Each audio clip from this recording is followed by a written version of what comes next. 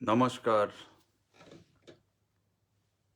मेरे हौसला अफजाई करने वाले रंगकर्मी दोस्तों। मैं आज एक विशेष कारण के लिए आप लोगों के सामने फिर से मुखातिब हूँ।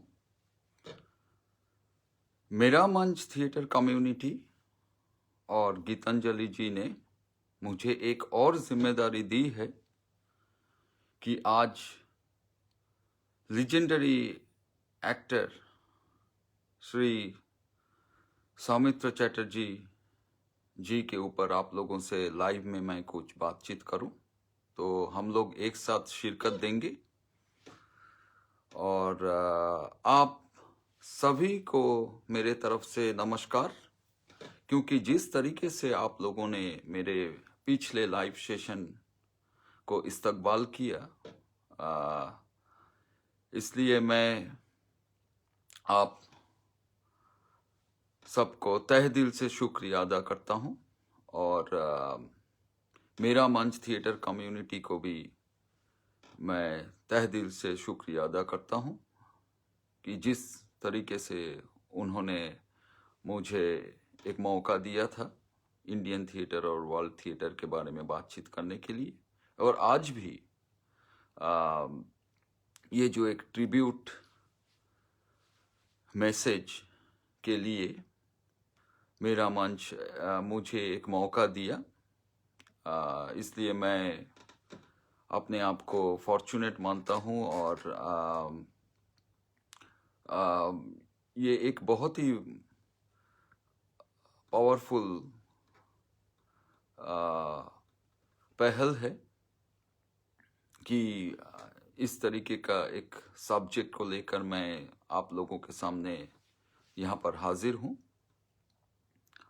और क्योंकि सौमित्र चटर्जी जी इतने बड़े लेवल के कलाकार थे और उनको इंटरनेशनल रिकॉग्निशन मिल गया था बहुत पहले, तो ऐसे आजिम शख्सियत के बारे में यहाँ बात करने के लिए जो मौका मुझे मिला, तो मैं गर्व भी महसूस कर रहा हूँ। और साथ साथ ये I really feel fortunate that I got an opportunity to share my thoughts here। और जो भी आप लोगों का प्रश्न है, मेरा पिछले लाइव सेशन जैसे मैं खुद लाइव सेशन के बाद पर्सनली आप सब लोगों के क्वेश्चंस को मैं आंसर करूंगा और आप लोगों से संपर्क करूंगा। तो क्योंकि ये एक स्वतःस्फूर्त तरीके से ही मैं हमेशा बात करता हूँ, कोई पेपर वर्क या स्ट्रक्चर नहीं रखता हूँ माइंड में, तो आज भी वैसे ही एक नदी जैसे ये चलता रहेगा ये सिलसिला।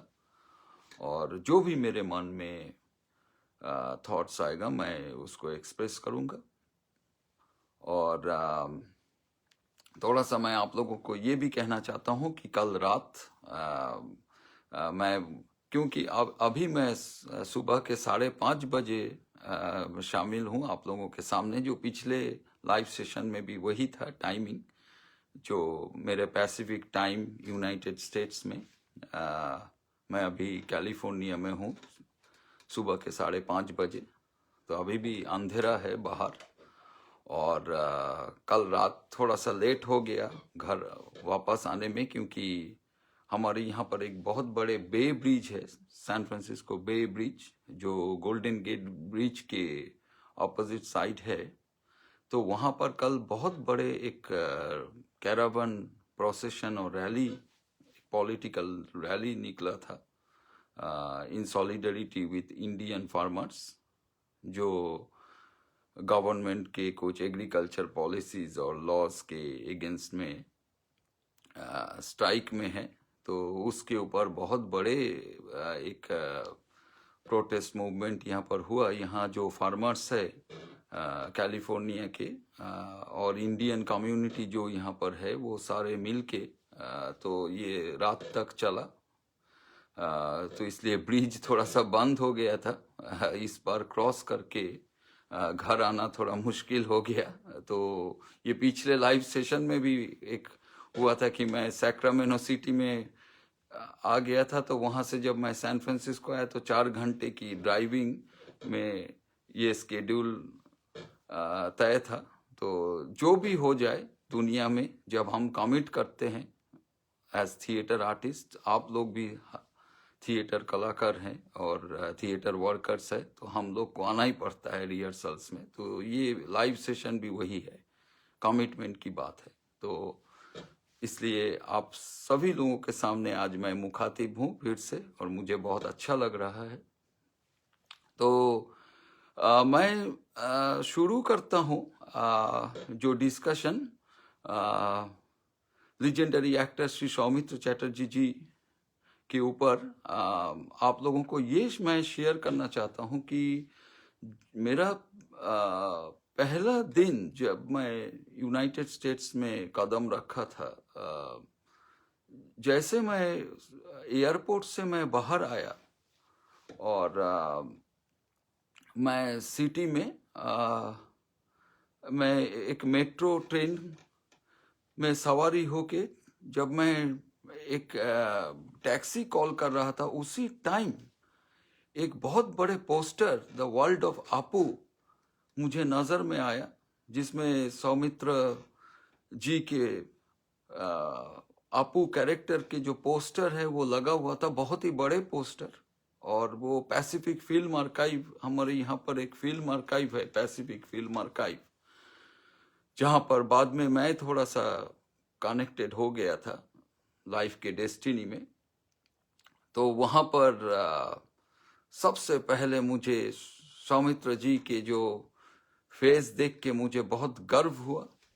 ये फकर की बात है कि एक इंडियन एक्टर की इतने बड़े पोस्टर मुझे यूनाइटेड स्टेट्स में देखने को मिला। और ये पहला दिन जब मैं एयरपोर्ट से बाहर आया था और मेट्रो पकड़ा, तो ये एक मेमोरीज है। और आपको मालूम भी है कि सौमित्र जी की फिल्म्स 1959 में जो एक milestone film the world of आपू, ये सारे दुनिया में बहुत सारे फिल्म फेस्टिवल्स में ये फिल्म गया है। चाहे आप बर्लिन देखिए या मॉस्को या हमारे यहाँ कैलिफोर्निया में भी बहुत सारे फिल्म फेस्टिवल्स में ये इसका स्क्रीनिंग हुआ था। और शिकागो फिल्म फेस्टिवल्स में भी ये स्क्रीनिंग हुआ। तो बहुत सारे हिस्टोरिक इवेंट्स है इस फिल्म को लेकर। इसलिए मुझे वो एक फीलिंग्स हुआ था, स्पेशल फीलिंग्स, जब मैं सौमित्र जी आपू के पोस्टर मैंने देखा। और बहुत सारे हॉलीवुड के एक्टर्स, डायरेक्टर्स भी प्रभावित है इसमें। अगर हिस्ट्री ऑफ वर्ल्ड सिनेमा अगर हम देखें तो जैसे Wes Anderson, George Lucas, David Cameron, Alejandro Inarritu, इस तरीके से बहुत सारे वर्ल्ड सिनेमा के बड़े डायरेक्टर्स, एक्टर्स इन्फ्लुएंस थे ये वर्ल्ड ऑफ आपू इस फिल्म के ऊपर। और सौमित्र जी के कैरेक्टर्स, जिसलिए एक बहुत ही माइलस्टोन एक फिल्म है द इजी राइडर। एक काउंटर कल्चरल फिल्म आप कह सकते हैं इसको। और डेनिस हॉपर की फिल्म है। और इसमें पीटर फोंडा जैसा महान एक्टर, जो हेनरी फोंडा के बेटे हैं और जेन फोंडा के भाई है। तो आप उस फिल्म में भी सौमित्र चटर्जी जी के एक वीडियो फुटेज आपको देखने को मिलेगा। और उसमें महान एक्टर पीटर फोंडा मिररिंग करते हैं सौमित्र जी के कैरेक्टर आपू। वो फॉरेस्ट में वो मेडिटेटिव एक वे से वो चले आते। इस तरीके से एक बहुत ही एक्सपेरिमेंटल आपको एक कार्टेज फिल्म लैंग्वेज आपको देखने को मिलेगा। तो ये सब जब मैं यूनाइटेड स्टेट्स में आके मैं देखा तो मुझे बहुत अच्छा लगा कि एक Indian actor Martin Scorsese, Robert De Niro, ऐसे एक्टर्स, जैक निकलसन, इन लोगों को इंस्पायर किया है। हम खुद जानते हैं कि जैसे रॉबर्ट डिनीरो की जो टैक्सी ड्राइवर जो फिल्म है, तो ये टैक्सी ड्राइवर फिल्म करते हुए रॉबर्ट डिनीरो एक फिल्म है सौमित्र जी के अभियान, जिसमें वो एक सिख टैक्सी ड्राइवर के रोल में आए थे। बहुत ही हिस्टोरिक फिल्म है इंडियन फिल्म हिस्ट्री में। तो ये सब फिल्म कहीं ना कहीं देख के ये जब हम टैक्सी ड्राइवर देखते हैं इस तरीके का films as theatre student, film student, तो ये जो क्रॉस कल्चरल रेफरेंसेस जो है हमें बहुत अच्छा लगता है। हमें बहुत कुछ सीखने को मिलता है इससे। और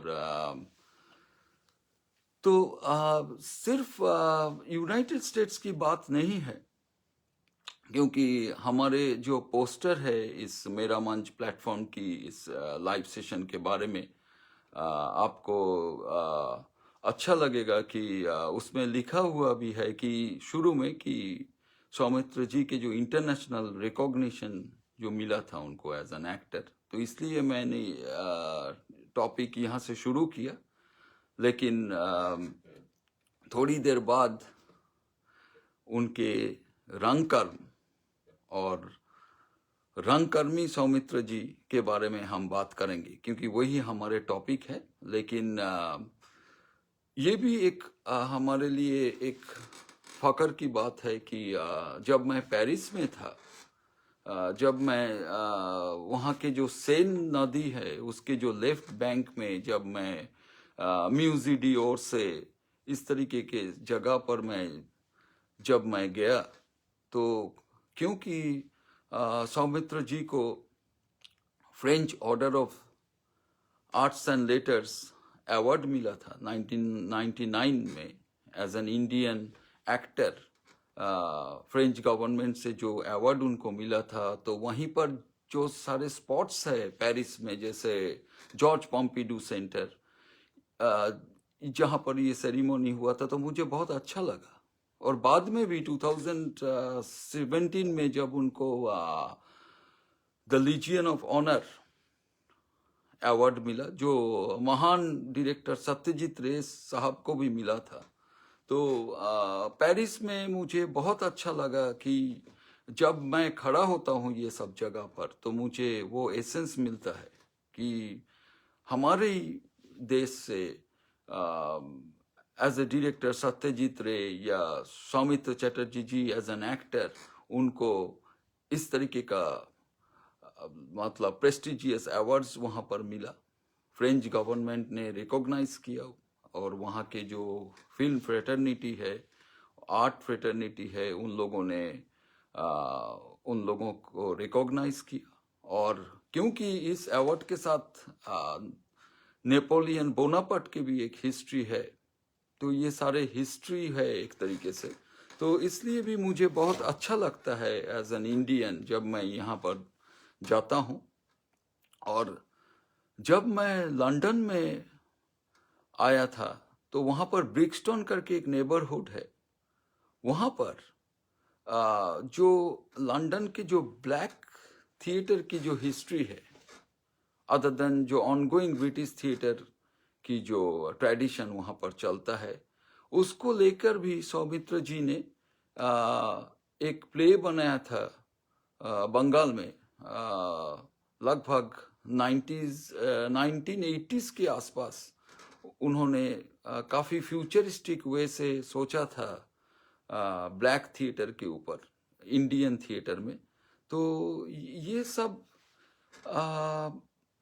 जो फीलिंग्स है एज कलाकार, हमेशा मुझे अच्छा लगता है कि as an Indian, as an artist from India, जब हम इंस्पायर्ड होते हैं ये सारे चीज़ों से, और उनके जो जेनरेशन है और जो जेनरेशन था सौमित्र जी जैसे आजिम शख्सियत, इन लोग इंडियन थिएटर और फिल्म्स को लेके इतना फ्यूचरिस्टिक वे से इन लोगों ने सोचा था उस वक्त, क्योंकि उनको 19th सेंचुरी में जो रेनेसा हुआ था बंगाल में, उनका लास्ट रिप्रेजेंटेटिव भी कहा जाता है, क्योंकि हम बहुत सुनते थे माइकल मधुसूदन दत्त, काली प्रसन्न सिन्हा, ये सारे जो कैरेक्टर्स 19th सेंचुरी रेनेसा में जो हम पढ़ते थे हिस्ट्री बुक्स में, जैसे हम डिरोजियो के बाद हम सुनते हैं, वैसे सौमित्र जी को देख के हमें वो 19th सेंचुरी बंगाल रेनेसा की जो एसेंस है, वो हमारे जेनरेशन हमें वो कनेक्शन मिला था एक तरीके से, और जो आज भी एक इंस्पायरिंग एक ट्रेडिशन है। और उनको जो लॉस्ट प्रोफेशनल थिएटर है, जो प्रोफेशनल थिएटर अभी नहीं है बंगाल में, उनका आप लास्ट ऑफ द मोहिकन्स आप कह सकते हैं सौमित्र जी को, कि उन्होंने जिस तरीके से इंडियन थिएटर में, पब्लिक थिएटर, प्रोफेशनल थिएटर में जिस तरीके से उन्होंने कंट्रीब्यूट किया, जिस तरीके से उन्होंने सर्विस दिया था as a professional actor, director, organiser, तो ये हमारे जो आज जो लाइव सेशन है उसमें वही मैं थोड़ा सा बात करना चाहता हूँ, क्योंकि सौमित्र जी के अंदर एक अफसोस भी था, मतलब आखिरी तक उनके लाइफ में, क्योंकि उन्होंने 14 फिल्म्स कर चुके हैं सत्यजीत रे जैसे महान डायरेक्टर के साथ। उनके जो कैरियर है उसमें उन्होंने 14 फिल्म्स उन्होंने काम किया, 300 के ऊपर उन्होंने फिल्म में एक्टिंग किया है, 6 डिकेड्स तक उन्होंने काम किया है। थिएटर में उनका 1954 टू 2020 उनका इनिंग्स है इंडियन थिएटर में। तो फिर भी उनके अंदर एक अफसोस था आखिरी तक, कि वो रंगकर्मी थे, बहुत ही बड़े रंगकर्मी थे, रंगमंच को लेकर बहुत कुछ उन्होंने सोचा है, कंट्रीब्यूट किया है, लेकिन बंगाल में भी लोग उनको फिल्म स्टार के हिसाब से ही देखते हैं, या फिल्म एक्टर के हिसाब से देखते हैं, जो इंडिया में भी लोग उनको जानते हैं, या बाहर भी ओवरसीज में भी लोग उनको जानते हैं। तो एज ए फिल्म एक्टर, तो ये उनके आखिरी तक एक अफसोस था उनके अंदर, कि उन्होंने इतना कुछ रंगमंच को दिया है, फिर भी लोग उनको क्योंकि ये एक होगा ही, क्योंकि 1959 में जब उनका डेब्यू हुआ था वाल्डो बापू में, तो उसके बाद उनको इंटरनेशनल रिकॉग्निशन मिला। उसके बाद इतने सारे जो माइलस्टोन्स फिल्म्स में उन्होंने काम किया था, और उस टाइम जो एक तरीके का एक स्टारडम बन गया था इंडिया में, मतलब अगर आप ईस्टर्न इंडिया की बात करें तो उत्तम कुमार जैसे एक बहुत ही बड़े सुपरस्टार एक्टर के साथ जो उनके एक अलग तरीके का जो एक रिप्रेजेंटेशन हुआ था, क्योंकि एक टाइम बंगाल में जैसे मोहन बगान और ईस्ट बंगाल 2 क्लब हैं फुटबॉल के, वैसे ही उत्तम कुमार और सौमित्र चटर्जी 2 कैंप हो गया था। इतने बड़े एक स्टार, जिनका वो खुद एडमायरर थे सौमित्र जी, वो खुद एक तरीके से एक तरीके का कैंप बन गया था दोनों को एक्टिंग को लेके, चर्चा, डिबेट, कौन बड़े एक्टर है। तो ये सारे जो होता है, तो ये सारे कहीं ना कहीं उनका जो रंगकर्म की जो उनके जो क्वालिटीज है, रंगमंच में उनका जो कंट्रीब्यूशन है वो हाइड हो गया है। और बाद में latter part of his life थोड़ा सा लोगों को जानने का मौका मिला सौमित्र जी के रंगमंच के बारे में और रंगकर्म के बारे में। बंगाल में खास करके कलकत्ता में जो लोग थिएटर करते हैं उनको तो पता ही है, थोड़ा सा उनको देखने का मौका भी मिला। बाद में सौमित्र जी ने बहुत ट्रैवल भी किया था, दिल्ली, मुंबई, बहुत सारे सिटीज़ में वो शो लेके गए और लोगों को थोड़ा सा पता चला कि वो बहुत बड़े थिएटर डायरेक्टर, एक्टर भी है और प्ले राइट भी है, तो ये सब उनको पता चला। बट उनका एक्टिंग करियर शुरू ही होता है थिएटर से। और मैं आप सब लोगों को फिर से नमस्कार। मैं देख रहा हूँ यहाँ पर अनिल जी, चंद्रदत्त जी, मधुकर जी, पद्माराम जी, प्रवीन्द्र जी, आप सब लोग जो यहाँ पर कमेंट कर रहे हैं, मैं आपको मेरे ये लाइव सेशन के बाद मैं ज़रूर संपर्क करूँगा और आपका प्रश्न का जवाब भी दूंगा। तो थोड़ा सा मैं सौमित्र जी के बारे में ये कहना चाहता हूँ कि उन्होंने खुद शेयर किया था कि बचपन से वो हॉलीवुड फिल्म भी बहुत देखते थे। उस ज़माने में जो हॉलीवुड फिल्म की जो हिस्ट्री जो हम लोग अभी हम पढ़ाई करते हैं या हम रिसर्च करते हैं उसके बारे में, वो जो जेनरेशन था, वो सारे जो एक्टर्स उस वक्त थे जिन्होंने एक एक्टिंग क्राफ्ट को डेवलप किया था, तो सौमित्र जी भी बचपन से उनका एक बहुत पैशन था वर्ल्ड सिनेमा को देखने के लिए। तो उस वक्त, आज तो बहुत इजी हो चुका है, नेटफ्लिक्स आ गया, हम कुछ भी देख लेते हैं। हाँ, अपने आईफोन, सेल फोन में हम फिल्म्स देख लेते हैं, इतने सारे अपॉर्चुनिटीज़ है, एप्स है, चैनल्स है। लेकिन उस ज़माने में जो लोग उनके जेनरेशन के जो लोग हैं जो ये सारे फिल्म्स देखते थे, चाहे थोड़ा सा वीडियो कैसेट्स या दूसरे मीडियम से, हाँ, कभी कोई स्क्रीनिंग हो गया कहीं पर फिल्म सोसाइटी में, तो पॉल मूनी एक एक्टर है जो मतलब बहुत ही लीजेंडरी एक्टर, ये दिस थिएटर जो जीविस थिएटर, उनसे वो उनका बैकग्राउंड था अमेरिका में।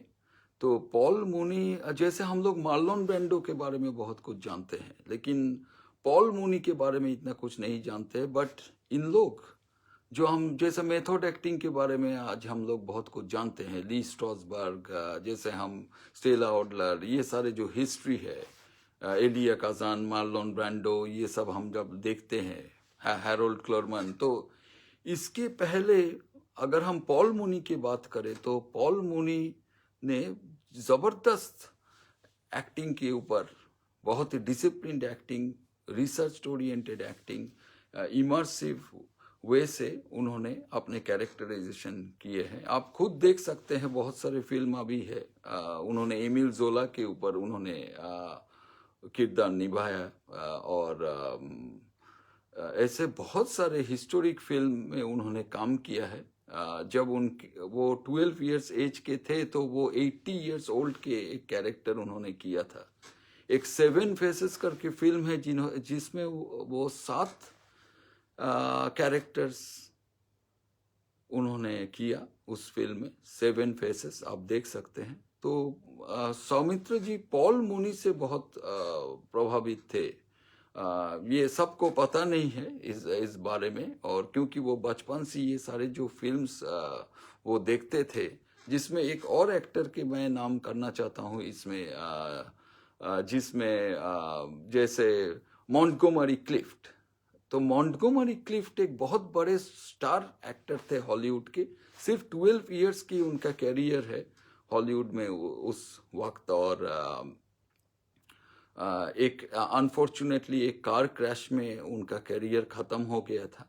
और बहुत बड़े स्टार थे, लेकिन फिल्म स्टार होते हुए भी वो बहुत सिंपल रहते थे मॉन्टगोमरी क्लिफ्ट।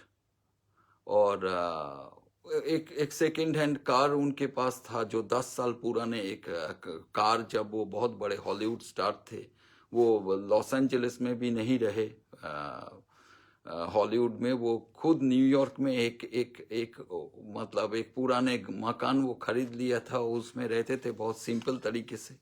वो शूटिंग के बाद कभी फिल्म फ्रेटर्निटी के साथ उनका कोई कनेक्शन नहीं था। उनके सारे दोस्त, कोई कवि, कोई थिएटर से या कोई और प्रोफेशन के लोग उनके दोस्त थे। तो ये सारे भी थोड़ा सा सौमित्र जी के अंदर भी हम देखते हैं कि सौमित्र जी जब बहुत बड़े मतलब आपको फिल्म एक्टर, उनकी जो मतलब पॉपुलैरिटी की जो टाइम है, उसमें भी वो हमेशा वो पॉलिटिकल रैलीज में वो पार्टिसिपेट करते थे। बहुत सारे पॉलिटिकल मूवमेंट में वो पार्टिसिपेट किया। उनके सारे दोस्त कोई पोएट्स, कोई पेंटर्स, कोई थिएटर डायरेक्टर, इस तरीके के जो एक जो कनेक्शन देखते हैं मॉन्टगोमरी क्लिफ्ट। तो ये सारे उनको बिल्ट अप किया है। जैसे एक एक्टर है मेल फेरर, फिर गैरी कूपर से वो थोड़ा प्रभावित थे। फिर उसके साथ साथ वो बिंग क्रिस्बी, उस टाइम फ्रेड एस्टेयर, इस तरीके से जो बड़े बड़े जो हॉलीवुड एक्टर्स है, जो बहुत ही क्वालिटी ओरिएंटेड हॉलीवुड एक्टर्स है, जो एक्चुअली जिनका बैकग्राउंड थिएटर से है और जो लाइफ लॉन्ग थिएटर भी किया है ब्रॉडवे में। तो ये सारे उनको बहुत प्रभावित किया। एक एक्टर, ब्रिटिश एक्टर की मैं बात करना चाहता हूँ, रोनाल्ड कोलमैन। कोलमैन से भी सौमित्र जी ने बहुत कुछ मतलब उन्होंने लिया था, इंस्पायर्ड हुआ था, क्योंकि वो खुद ब्रिटिश एक्टर थे, इंग्लैंड में बहुत काम किया था। उसके बाद वो साइलेंट फिल्म में भी बहुत बड़े स्टार थे। उसके बाद वो हॉलीवुड में बहुत सारे फिल्मों में उन्होंने ज़बरदस्त काम किया। तो युवराज जी, और आपको फिर से देख के बहुत अच्छा लग रहा है युवराज जी। आप मेरे पिछले लाइव सेशन में भी आप थे। तो नमस्ते युवराज सर। शायद कुछ आज की जो डिस्कशन है, कुछ शायद कुछ इससे कुछ निकल के आए। हम लोग ये जो स्वतःस्फूर्त तरीके से एक नदी जैसे हम फ्लो कर रहे हैं। और आपके लाइव सेशन भी मैं सुना था, मुझे बहुत अच्छा लगा। और तरसेम जी नमस्कार। और अनिल जी को देख के बहुत अच्छा लग रहा है, क्योंकि आप खुद फिल्म और थिएटर के बारे में आप रिव्यूज़ लिखते हैं, और मैंने पढ़ा भी। मैं दिल्ली में जब मैं था, मैं रेगुलर मैं देखता रहता था। राजेंद्र जी नमस्कार। और तो ये सारे जो हॉलीवुड के जो दौर था, जो फिल्म्स था और जो एक्टर्स था, इनके जैसे मैं पॉल मूनी की जो बात किया, कि इस तरीके का जो डेडिकेटेड जो एक क्राफ्ट एक्टिंग को लेके, जो एक जर्नी है टोटल कैरेक्टराइजेशन का, फर्स्ट टू लास्ट जो हम देखते हैं, एक जर्नी, एपिक जर्नी। तो वो हम जब सौमित्र जी के जो एक फिल्म्स जब हम देखते हैं, जैसे एकटी जीवन एक फिल्म है, राजा मित्र डायरेक्टर है, आप देख सकते हैं। उसमें जो कैरेक्टर सौमित्र जी ने किया है, फर्स्ट टू लास्ट जो उसका जो जर्नी था, जो एपिक जर्नी है उसमें, तो वो हमें बहुत ही कम एक्टर्स वर्ल्ड सिनेमा में हमें उस तरीके का जर्नी हमें मिलता है।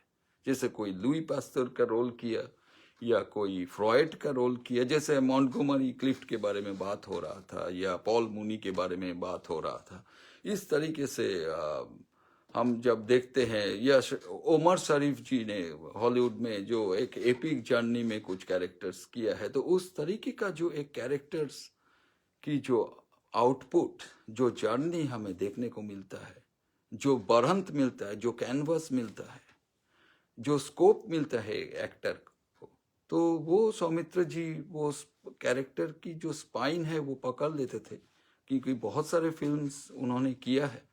और दुख की बात है क्योंकि वो रीजनल फिल्म में ही कहीं ना कहीं उनका जो जो कैरियर है, क्योंकि वो उनको मौका भी मिला था, उनको बॉलीवुड में मौका मिला था, लेकिन ये भी बात है कि वो रंगमंच और पोएट्री और पेंटिंग और लिटरेचर के ऊपर उनका जो लगाव था, तो वो बॉलीवुड नहीं गए। उनको ग्रेट दिलीप कुमार साहब ने उनको ऑफर दिया था रोल्स के लिए, वैसे राज कपूर साहब ने ऑफर दिया था। उस जमाने में बहुत बड़े म्यूजिक कंपोजर हेमंत कुमार साहब ने उनको ऑफर दिया था। उस फिर भी वो मुंबई नहीं गए, वो बंगाली सिनेमा में ही ज़्यादातर उन्होंने काम किया, लेकिन उन्होंने हिंदी फिल्म्स में भी काम किया है जो थोड़ी सी अनजान है लोगों को। दो फिल्म उन्होंने किया था हिंदी में। एक तो हिंदुस्तानी सिपाही करके एक फिल्म में वो काम किया था, और एक टैगोर के शॉर्ट स्टोरी फिल्म हुआ था, उस वो सौमित्र जी ने किया था हिंदी में। और जैसे इंटरनेशनल फिल्म में एक द बंगाली नाइट्स करके एक फिल्म है, उसमें वो काम किया था ह्यू ग्रांट जैसे बड़े हॉलीवुड एक्टर्स के साथ। तो एक्चुअली उनका जो जो डायस्पोरा था, वो थोड़ा सा उनका जो कनेक्शन जो बंगाली लिटरेचर और टैगोर से जो वो बहुत इंस्पायर्ड थे, इसलिए मैं टैगोर की बात कर रहा हूँ, क्योंकि थोड़ा सा उनके जो थिएटर और उनके जो माइंड स्पेस है वो बहुत इंस्पायर्ड थे टैगोर से।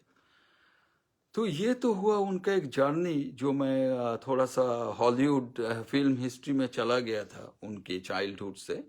तो उस वक्त बंगाल में जो प्रोफेशनल थिएटर होता था, जो कमर्शियल थिएटर, जो पब्लिक थिएटर, उसमें भी कुछ एक्टर्स का मैं नाम लेना चाहता हूँ जिनका एक्टिंग देख के भी सौमित्र जी के अंदर जो एक रियलिस्टिक नेचुरलिस्टिक जो एक्टिंग की जो एक स्टाइल और जो एक्टिंग लैंग्वेज के ऊपर उन्होंने काम किया है। क्योंकि मैं थोड़ा सा इत्तेफाक से जब मैं भारत में था, तो मैं पुणे में जो हमारे जो फिल्म इंस्टीट्यूट है इंडिया का, उसमें मैं थोड़ा सा मैं काम किया था उसमें एक्टर्स के साथ, एक्टिंग स्टूडेंट्स के साथ, और मुझे एक मौका मिला था।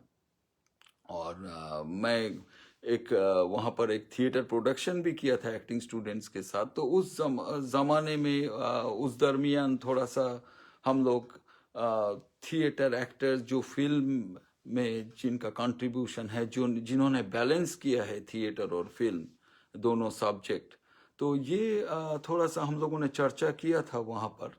तो उस ज़माने में बंगाल में जैसे शिशिर कुमार भादुड़ी साहब, जिसके बारे में मैं पिछले लाइव सेशन में भी बात किया था, आज भी मैं करूंगा, क्योंकि ये सौमित्र जी के ऊपर है। उनके लाइफ में एक बहुत बड़े कनेक्शन है शिशिर कुमार जी के साथ। तो शिशिर कुमार भादुड़ी साहब और नरेश मित्र जी, अर्धेंदु शेखर मुस्ताफी, जोगेश चौधरी, मनोरंजन बाबू, ऐसे बड़े बड़े जो एक्टर्स पब्लिक थिएटर में उस जमाने में जो स्टार एक्टर्स थे, या जैसे शिशिर कुमार भादुड़ी को grandfather of modern Indian theatre भी बहुत लोग मानते हैं, क्योंकि वो बहुत बड़े डायरेक्टर भी थे। तो ये सारे लोग एक रियलिस्टिक एक्टिंग ऑलरेडी शुरू कर दिया था थिएटर में। पहले जो क्लासिकल एक्टिंग या थोड़ा सा स्टाइलाइज्ड एक्टिंग की जो बात आता है हमारे इंडियन थिएटर में, तो वहाँ पर इन लोगों ने ऑलरेडी वो एक स्टार्ट कर दिया था थिएटर में रियलिस्टिक एक्टिंग, और उसके जो जर्नी है टोटल फर्स्ट टू लास्ट। तो उससे भी जब वो कॉलेज में थे सौमित्र जी, तो बहुत वो देखते थे ये सारे प्रोडक्शंस। हरविंदर जी नमस्ते, बाबली दी, दिवाकर जी और रूपक जी, ज़रूर हम बात करेंगे टॉक के बाद। और तो ये सारे जो इनपुट्स उनको मिला, ये इन लोगों का काम देखना बहुत पास से नज़दीक से, वो फॉर्चुनेट भी रहे उस वक्त। प्रोफेशनल थिएटर एक ज़बरदस्त एक गोल्डन एरा में था, तो सौमित्र जी को वो मौका मिला।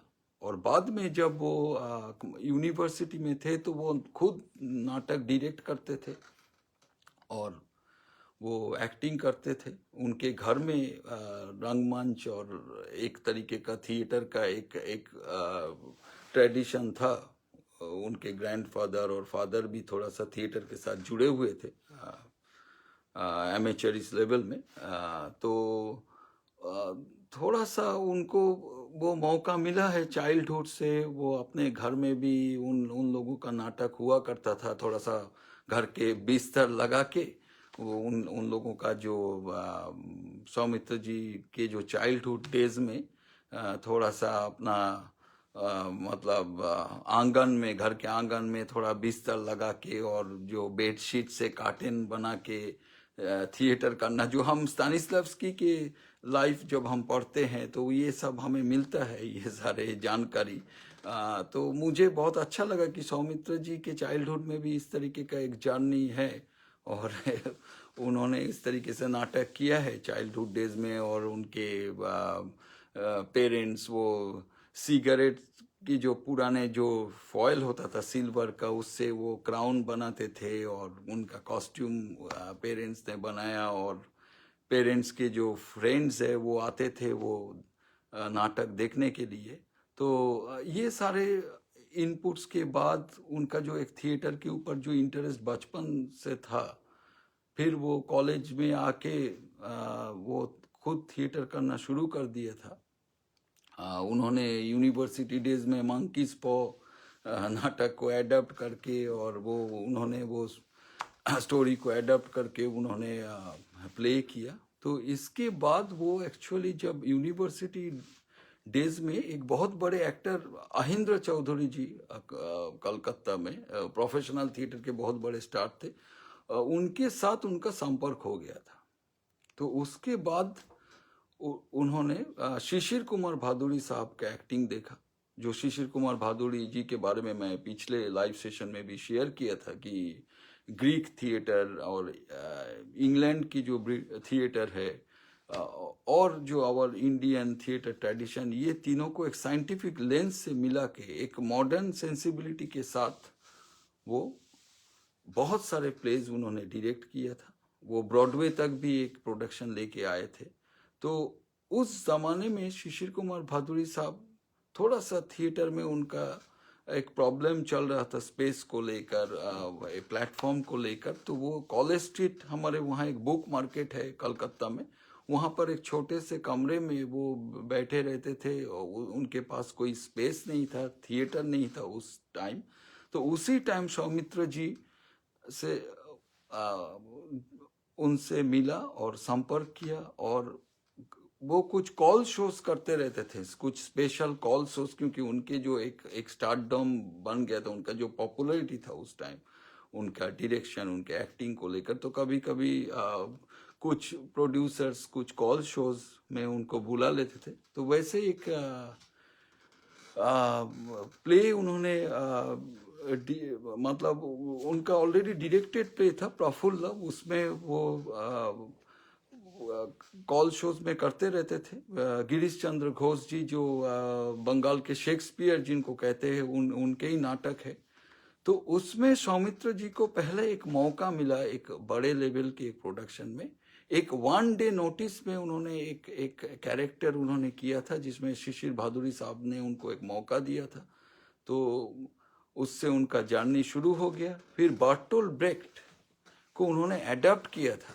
ये 1950s की जो डिकेड है, उस time the exception and the rule Indian theatre में बर्टोल्ट ब्रेख्ट के प्ले अडॉप्ट सौमित्र जी ने किया था और वो सारे गांव कस्बे में वो शो करते थे।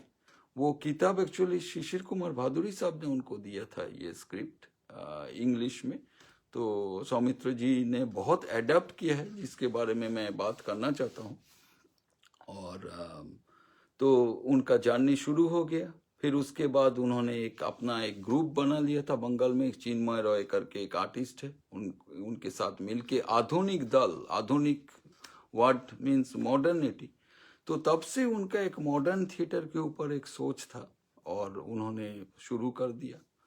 और 1962 में जो बंगाल के जो कमर्शियल थिएटर और जो पब्लिक थिएटर, जिसका ऑडियंस जो है वो गांव कस्बे से आते हैं शहर में, जो उत्पल दत्त साहब ने जो कंट्रीब्यूट किया है इंडियन थिएटर में। जैसे हम उत्पल दत्त साहब के बारे में बहुत कुछ जानते हैं, हम लोग जब नेशनल स्कूल ऑफ ड्रामा में स्टूडेंट थे थिएटर के बारे में हम लोग पढ़ाई करते थे कि उत्पल दत्त साहब जो कल्लोल, अंगार, ये सारे नाटक में जो कॉमन पीपल उनका ऑडियंस होता था, कलकत्ता में वो आते थे, मिनर्वा थिएटर में लोग आते थे गांव कस्बे से ये शो देखने के लिए। एक बार मुझे क्लास में राज बिसारिया सर जो भारतेंदु नाट्य एकेडमी के पायोनियर या फर्स्ट डायरेक्टर जो है, उन्होंने कहा था कि जब वो अंगार के शो देखने गए थे मिनर्वा थिएटर में लखनऊ से, तो जब वो लाइन में खड़े थे तो उनके आगे पीछे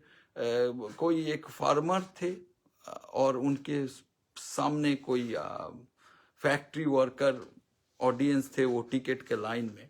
तो ये सब जो हम सुनते हैं हमारे ग्रुप थिएटर में, तो थोड़ा सा इंटेलेक्चुअल ऑडियंस भी आते हैं अर्बन थिएटर में, लेकिन सौमित्र जी ने भी वो किया है।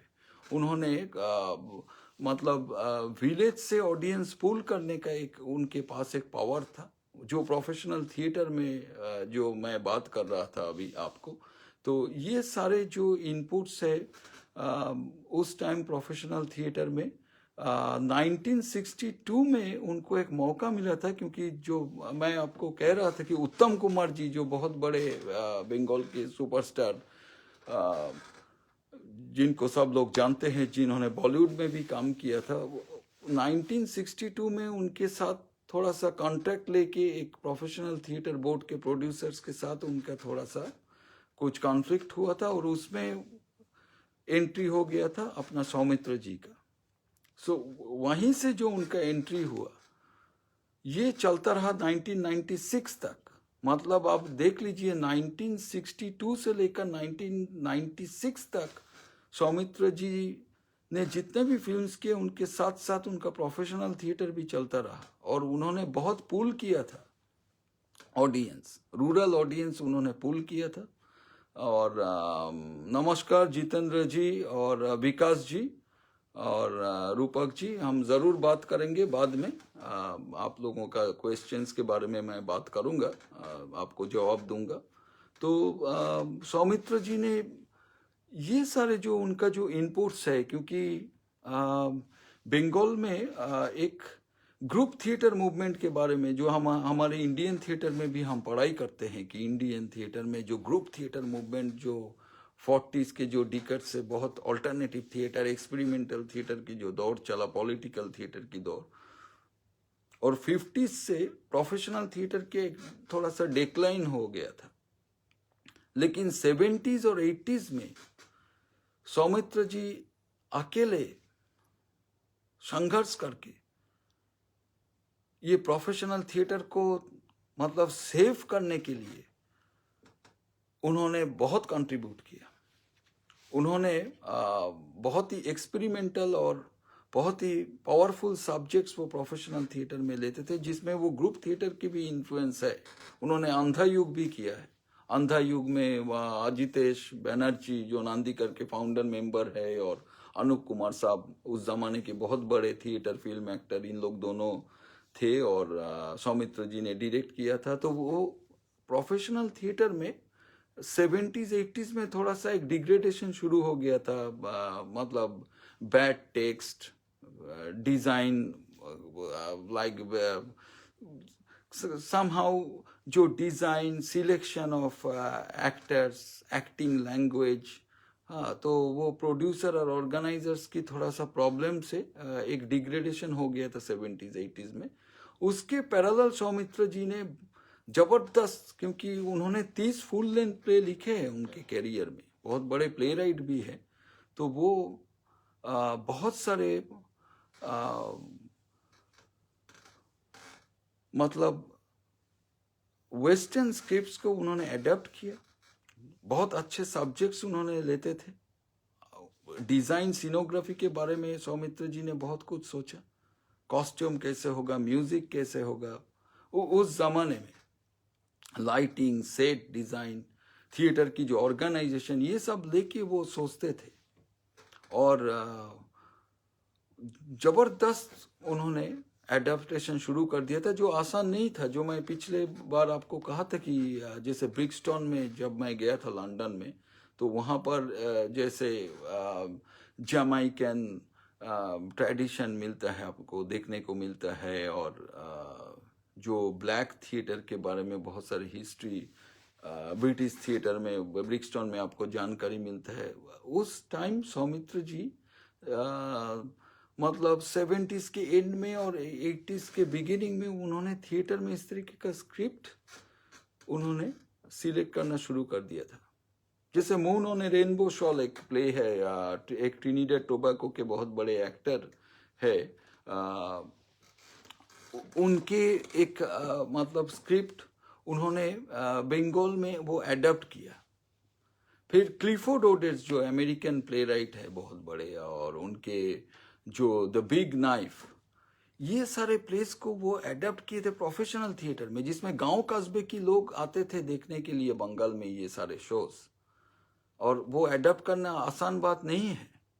इब्सेन को एडप्ट करना और उस स्टेज के लेवल में, जैसे इब्सेन के गोस्ट किया था सौमित्र जी, डायरेक्ट किया था, और वो खुद एक्टिंग भी करते थे ये सारे प्रोडक्शंस में।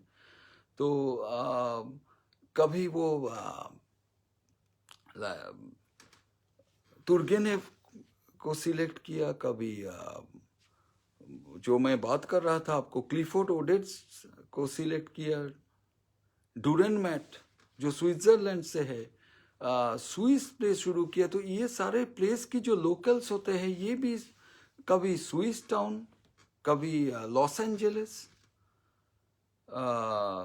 तो इस तरीके का जो लोकल्स को वो एडाप्ट करके इंडियन सेंसिबिलिटी के साथ, इंडियन रियलिज्म के साथ, जिस तरीके से सौमित्र जी ने एक्सपेरिमेंट किया था, और जिस तरीके से मॉडर्न डिज़ाइन और म्यूज़िक और प्रोडक्शन सेंसिबिलिटीज़, ये सब जो सोचा था, ये हिस्टोरिक है। लेकिन दुख की बात है कि लोगों को पता नहीं है ये सारी चीज़ें। सिर्फ उनको वो पता है कि जैसे वो सत्यजीत रे के बहुत सारे फिल्म्स में काम किया है, 14 फिल्म्स के बारे में शायद लोगों का नॉलेज है, या जो इंटरनेशनल रिकॉग्निशन उनको मिला उनके बारे में पता है। लेकिन जो प्रोफेशनल थिएटर में जो उनका जो कंट्रीब्यूशन है, ग्रुप थिएटर में जो उनका कंट्रीब्यूशन है, ये थोड़ा सा अधूरा रह गया, और जिसके लिए उनका अफसोस था अंत तक। थोड़ा सा मैं एडेप्टेशन की बात कर रहा हूँ इस प्लेटफॉर्म में, क्योंकि रिसेंटली गीतांजलि जी ने एक रिफंड करके एक प्ले किया है। उन्होंने मुझे एक इंफॉर्मेशन दिया, पोस्टर भी भेजा था जब वो शो के पहले। तो ये रिफंड अगर आप रिसर्च करें इस प्ले को लेकर, ये तो सिलेबस में भी आता है, कॉलेज में सिलेबस में होता है ये। कुछ कुछ जगह मैं देखा हूँ, इंडिया में भी सिलेबस में है कॉलेज लेवल में। तो रिफंड में पार्सिवल वाइल्ड जो है, क्योंकि वो बैंकर थे, अमेरिकन बैंक में उन्होंने नौकरी किया था, तो वो सारे जो उनके इकोनॉमिक्स के ऊपर जो उनका जो सोच विचार है, और एक लिटिल थिएटर मूवमेंट अगर आप स्टडी करें तो आप देखेंगे कि वो कमर्शियल थिएटर के अगेंस्ट में लिटिल थिएटर मूवमेंट एक शुरू हो गया था, पैरेलल मूवमेंट, जैसे हम अमेरिका के ग्रुप थिएटर मूवमेंट के बारे में हम जानते हैं। तो ये सारे रिलेटेड हैं, और ये सारे प्लेस को जब आप एडप्ट करते हैं इंडियन ऑडियंस के लिए, तो ये कहीं ना कहीं इनिशिएटिव उस तरीके का ही है जो सौमित्र जी ने किया है। बहुत बड़े लेवल में बहुत सारे प्लेस को उन्होंने एडप्ट किया है, और आसान बात नहीं है। कभी एंटोनी शेफर के प्ले इंडियन ऑडियंस के लिए वो एडप्ट करते हैं, जिसमें पहले हम जानते हैं लॉरेंस ओलिवियर, माइकल केन जैसे एक्टर्स काम किया है, जो हम लोगों ने फिल्म्स देखे हैं, हम लोगों ने थिएटर देखे हैं। तो ये सारे जो सौमित्र दा बंगाल के विलेजर्स ऑडियंस जहाँ पर आते हैं, रूरल ऑडियंस, अर्बन ऑडियंस, उन्होंने मिला दिया था। जो जो ग्रुप थिएटर मूवमेंट के बारे में हम जानते हैं बहुत कुछ, तो उन्होंने मिला दिया था ये दोनों चीज़ें एक ना एक मतलब तरीके से। जो जो ही believed in good and bad theatre, वो प्रोफेशनल थिएटर के बारे में उनका बहुत एक तरीके का एक नज़रिया था, एक विजन था, जो ज़रूरी भी है, क्योंकि प्रोफेशनल थिएटर से आपको रोजी रोटी की बात होता है।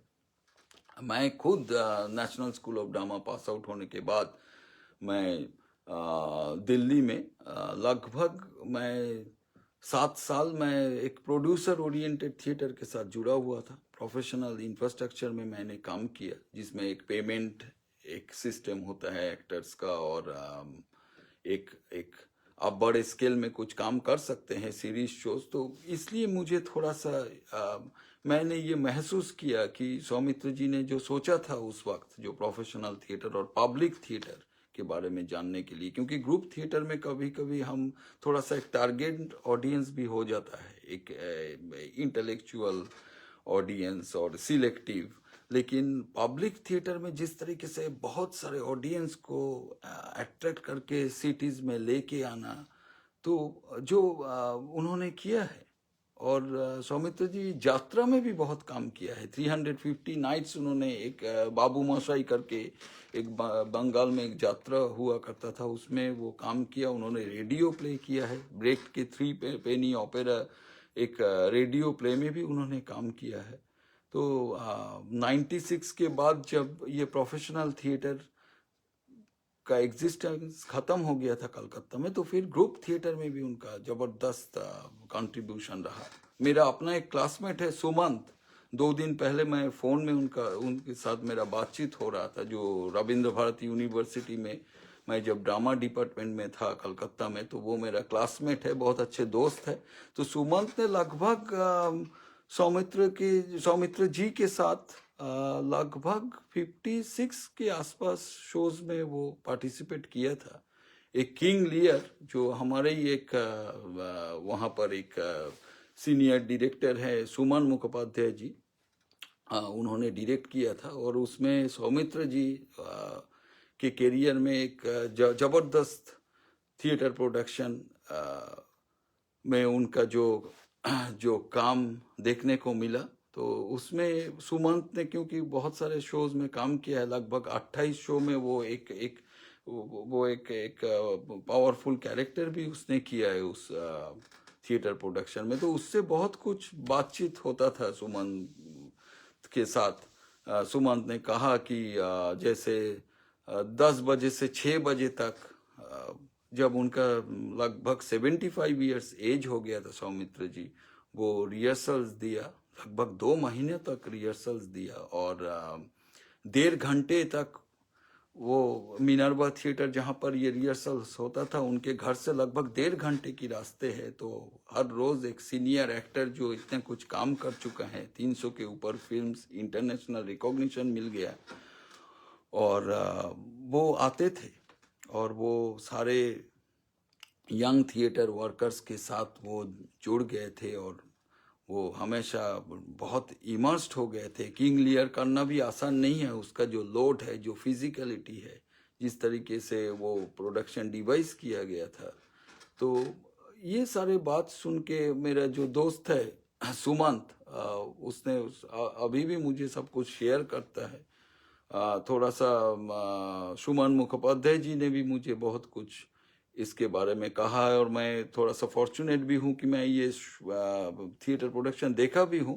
जब मैं दिल्ली में था तो वो शो मैंने देखा, जहाँ पर सौमित्र जी के किंग लियर मैं देखा हूँ, और एंटनी शेफर के जो टिक टिकी करके उन्होंने एक स्लूथ जो है, जिसका फिल्म भी माइकल केन और लॉरेंस ओलिवियर जैसे आजिम शख्सियत, उस फिल्म को आप देख सकते हैं।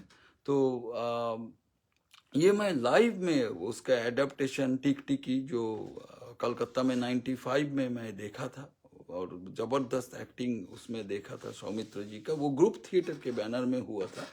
लेकिन ये सारे जो अननोन कुछ एलिमेंट्स है इंडियन थिएटर में, जैसे हम इंडियन थिएटर में उत्पल दत्त साहब के बारे में हम जानते हैं या अजितेश बंदोपाध्याय के बारे में हम जानते हैं, लेकिन सौमित्र जी कहीं ना कहीं जब डिस्कशन होता है टेबल में तो वो कहीं ना कहीं वर्ल्ड ऑफ आपू या फिल्म्स के ऊपर ही चला जाता है।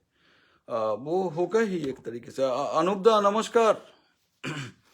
अनूप दा और मैं हम लोग एक साथ काम भी किया है दिल्ली में। मैं थोड़ा सा जो प्रोफेशनल थिएटर और उसके जो एक लेंस में मैं काम करता था, उसमें अनूप जी भी मेरे साथ शामिल थे। एक महाभारत करके प्रोडक्शन किया था उसी माइंडसेट के साथ। तो उसमें वो थे विजय जी, संजय, सब लोग, कासिम भाई, सब लोग, आप लोग हैं। बहुत अच्छा लग रहा है आप लोगों का कमेंट्स देख के, और मैं संपर्क करूंगा। तो सौमित्र जी एज ए मॉडल भी, मॉडल मतलब मैं ये एक मतलब लिटरेरी वे से मैं बात कर रहा हूँ इसमें, कि as an actor, as a theatre director भी एक इंस्पायरिंग मॉडल है हमारे इंडियन थिएटर के लिए। कि इतने बड़े लेवल के फिल्म एक्टर, इतने बड़े लेवल के रंगकर्मी, जिनका ताल्लुक पोएट्री से था, बहुत बड़े पोएट भी थे वो पेंटर थे, उनको कैलीग्राफी के बारे में उनको मालूम था, वो खुद मैगजीन के एडिटर थे। वो बहुत सारे मैगजीन्स उन्होंने एडिट किया है। एक खान पत्रिका करके एक बंगाल के बहुत ही हिस्टोरिक मैगजीन के वो एडिटर रहे। तो ऐसे इंसाइक्लोपीडिक जिसको हम कहते हैं क्वेस्ट, और एक वॉकिंग एनसाइक्लोपीडिया आप कह सकते हैं उनका, उनके जो क्वेस्ट था लाइफ को जानने के लिए, तभी वो दिखता है। वो सारे फिल्म्स जब हम देखते हैं, जैसे गाना शत्रु आप देख लीजिए, सत्यजीत रे की फिल्म है, an enemy of the people, Ibsen के ऊपर जो एडेप्टेशन फिल्म लैंग्वेज में सत्यजीत रे ने किया था, उसमें सौमित्र जी के कैरेक्टर्स आप देख सकते हैं। तो ये क्यों हम लोग थोड़ा सा जब मैं फिल्म इंस्टीट्यूट में मैं एक्टिंग स्टूडेंट के साथ मैं क्लास लेता था, वहाँ पर भी मुझे ये सब थोड़ा सा मैं चर्चा करता था ये सारी चीज़ों को लेकर। क्योंकि जैसे हम लोग जब स्टूडेंट थे नेशनल स्कूल ऑफ ड्रामा में, तो प्रसन्ना जी हमारे साथ बहुत सारे काम किया है, सीन वर्क्स करवाते थे, और एक्टिंग ट्रेनिंग के बारे में बहुत सारे बात होता था कि इंडियन मेथड ऑफ एक्टिंग। क्योंकि जब हम एक्टिंग के बारे में बात करते तो मेथड एक्टिंग बहुत आ जाता है। ली स्ट्रॉसबर्ग, स्टेला ओडलर, सैनफोर्ड माइजनर, ये सब तो है।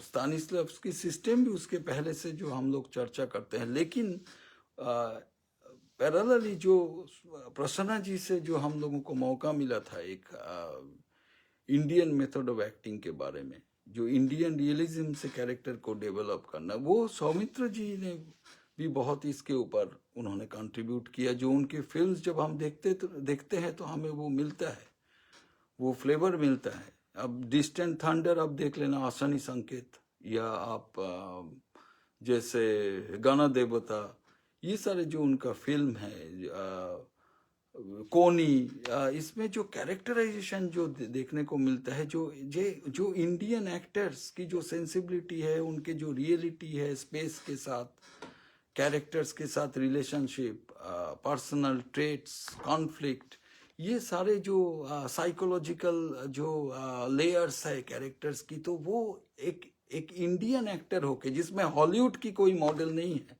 सौमित्र जी की एक्टिंग के अंदर वो जो मेथड एक्टिंग या हॉलीवुड की जो, हॉलीवुड फिल्म्स उन्होंने बहुत देखा, क्योंकि इसलिए मैंने शुरू भी किया था हॉलीवुड फिल्म हिस्ट्री और ये वो। लेकिन उनका एक्टिंग लैंग्वेज बिल्कुल अलग है।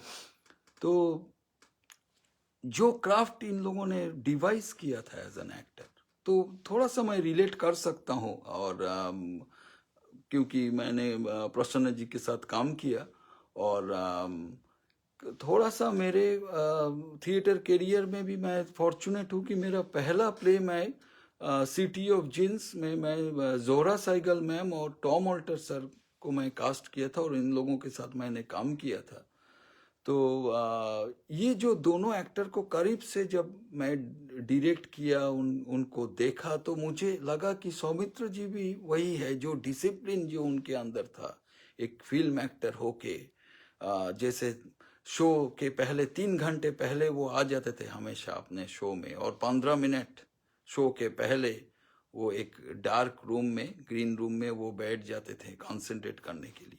तो ये जो डेडिकेशन है को एक्टर्स को मतलब कोऑपरेट करना और वेट करना, क्योंकि ये मैं जोहरा साइगल मैम से भी मैंने सीखा, जो पेशेंस मैंने देखा था। क्योंकि हमारे एक एक रिहर्सल्स 4-5 घंटे होते थे, और उसमें जोहरा मैम की कुछ जगह उनको 2.5-3 घंटे वेट करना पड़ता था उनके सीन के ऊपर काम होने के पहले रिहर्सल्स रूम में। तो वो जो साइलेंस के साथ वो जो देखती थी जो सीन्स कैसे हो रहा है, दूसरे एक्टर्स कैसे काट, जो लिसनिंग क्वालिटी मैंने देखा, तो वो सौमित्र जी के अंदर भी वो इंस्पिरेशन था, वो क्वालिटी था, वो डिसिप्लिन, वो डेडिकेशन जो हम हमारे लिए, ये हम लोग जो न्यू जनरेशन के हैं, हमें इससे बहुत कुछ मतलब इंस्पिरेशन मिलता है, और हमें ये सीखना है। ये सारे जो हमारे सीनियर्स हैं, इन लोगों का जो डिसिप्लिन, डेडिकेशन। तो वो टॉम ऑल्टर सर को भी मैं देखा था कि जो मैं जो प्ले किया था सिटी ऑफ जिन्स, वो 3 घंटे का प्ले था और एक मॉन्यूमेंट में किया था। उसमें बहुत सारे फिजिकलिटी था, कैरेक्टर्स की जो कंपोजिशन और जो मूवमेंट। तो वो उस एज में टॉम सर ने जिस तरीके से उसको हैंडल किया, इतने सारे शोज हम लोग करते थे। तो वो सौमित्र जी के बारे में भी मैं जो बात कर रहा था कि मैं उनका कुछ प्रोडक्शंस देखा हूँ लाइफ में, स्टेज में कलकत्ता में तो देखा हूँ, बाद में दिल्ली में भी मैं देखा। तो उसमें वो किंग लियर जब किया था तो उसमें इतने सारे सेट्स की जो लेवल में अप डाउन, उस 75 ईयर्स एज में, जब वो 80 के आसपास उनका एज था, उन्होंने 10 परफॉर्मेंस किया दिल्ली, मुंबई, कलकत्ता मिला के। एक 10 डेज के स्केड्यूल में उन्होंने इतने सारे परफॉर्मेंस किया। तो ये इंस्पायरिंग है। मतलब 10 शो करना, शायद 5 नाटक का 3 सिटीज में, जब आप 80 इयर्स के आसपास आप हो, तो ये तो हम बिलीव करते हैं। अभी हम लोग जो थिएटर कर रहे हैं, या हम लोग के जो जेनरेशन है, हमें इससे बहुत कुछ सीखना है।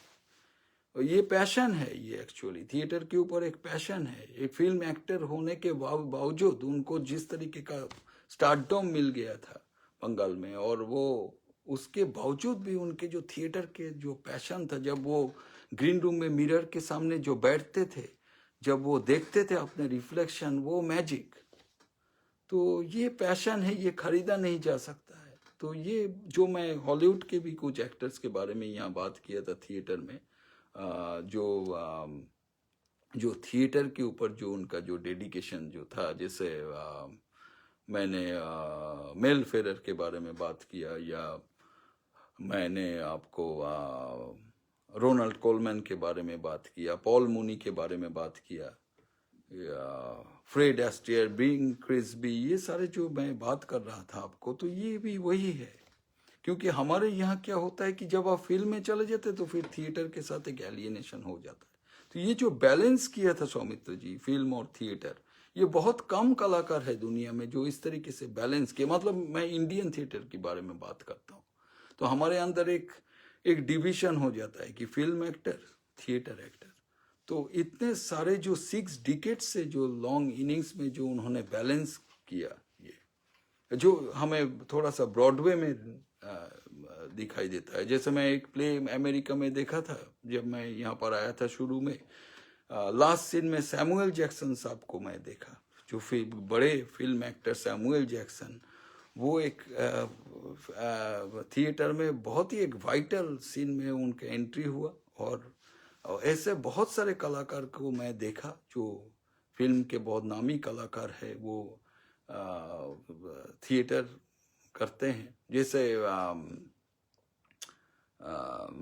कियानू रीव्स जो है वो हैमलेट हैमलेट परफॉर्म करते थे।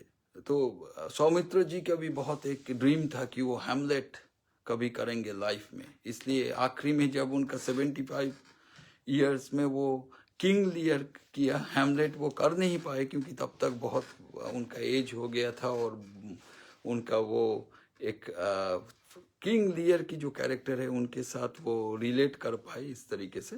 तो ये सारे थोड़ा सा रंगकर्म के बारे में मैं आपको कहा, बंगाल के प्रोफेशनल थिएटर और सौमित्र जी के जो इनपुट्स है। लेकिन मैं ये कहना चाहता हूँ कि टैगोर के ऊपर बहुत वो इंस्पायर्ड थे। सौरभ जी नमस्कार, और अनूप दा को मैं फिर से देख रहा हूँ यहाँ पर।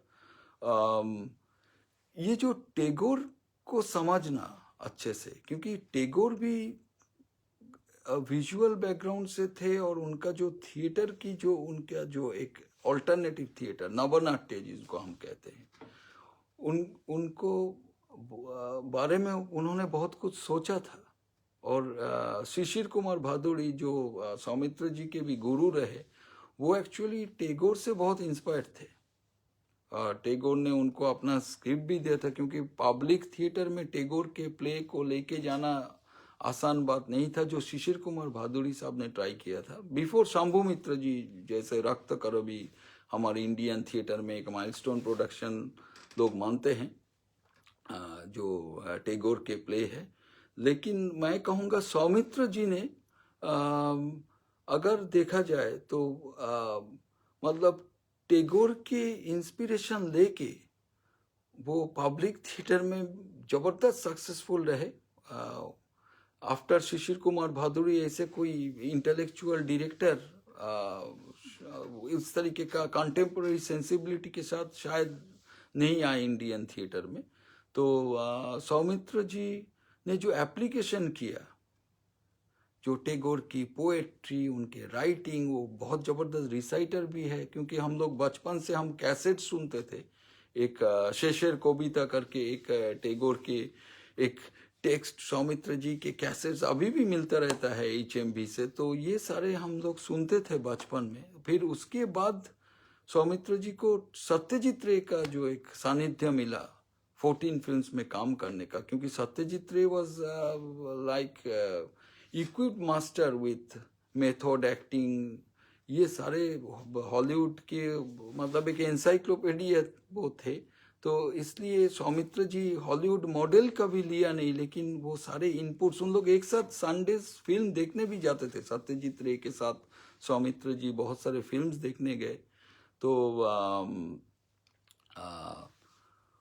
वो सारे जो इनपुट्स, क्योंकि उनको मालूम था सत्यजीत रे को मतलब स्ट्रॉसबर्ग, सैनफोर्ड माइजनर, ये सब मालूम था, वो बहुत वो मतलब नॉलेज था उनका, मार्लोन ब्रांडो से लेकर एल पैचिनो। तो ये सारे जो सौमित्रता को इनपुट्स जो मिलता है, जो टैगोर से इंस्पायर्ड है, जिनको शिशिर कुमार भादुड़ी साहब का इनपुट्स मिला लाइफ में, उसके बाद सत्यजीत रे के साथ इतना लंबे इनिंग्स, तो ये कहीं ना कहीं जाके उनके एक्टिंग में बहुत हेल्प किया। एक साइंटिफिक लेंस और जो एक तरीके का क्राफ्ट है वो उनको हेल्प किया। और बहुत ही ये मतलब इंटरेस्टिंग जर्नी है एज एन एक्टर, कि ये सारे इतने सारे इनपुट्स उनको मिला लाइफ में। और क्योंकि वो बहुत बड़े कवि है, और वो मतलब इतने फेमस एक्टर होते हुए भी वो सोशल जस्टिस मूवमेंट में वो पार्टिसिपेट करते थे, पॉलिटिकल रैलीज में जाते थे, उनका एक लेफ्टिस्ट माइंडसेट भी था। वो बहुत सारे पॉलिटिकल रैलीज, प्रोटेस्ट मूवमेंट में शामिल होते थे उस टाइम। जैसे कॉफ़ी हाउस है, college street coffee house Calcutta में, उसमें जो इंटेलेक्चुअल्स की जो सर्किल होता था उसमें वो पार्टिसिपेट करते थे। तो प्ले राइटिंग, कैलीग्राफी, पेंटिंग, तो सौमित्र जी एक बहुत अच्छे मॉडल हैं हमारे लिए इंडियन थिएटर में और इंडियन सिनेमा में। मुझे जो लगता है, जिन्होंने पद्मश्री जैसे अवार्ड को उन्होंने रिजेक्ट किया, ये भी एक मतलब हिम्मत की बात है कि बहुत सारे जैसे अवार्ड्स को उन्होंने रिजेक्ट किया है अपने कैरियर के पीक टाइम में। नेशनल अवार्ड के बारे में उन्होंने प्रोटेस्ट किया था कि उसमें थोड़ा सा लॉबिंग हो चुका है सिलेक्टिविटी को लेकर, अवार्ड सिलेक्शन। तो अवार्ड से तो नापा नहीं जाता है इतने बड़े कलाकार एक्टर्स को, लेकिन उन्होंने इस तरीके का आवाज़ उठाया जिनको इंटरनेशनल अवार्ड्स मिल चुका है इतने सारे, तो वो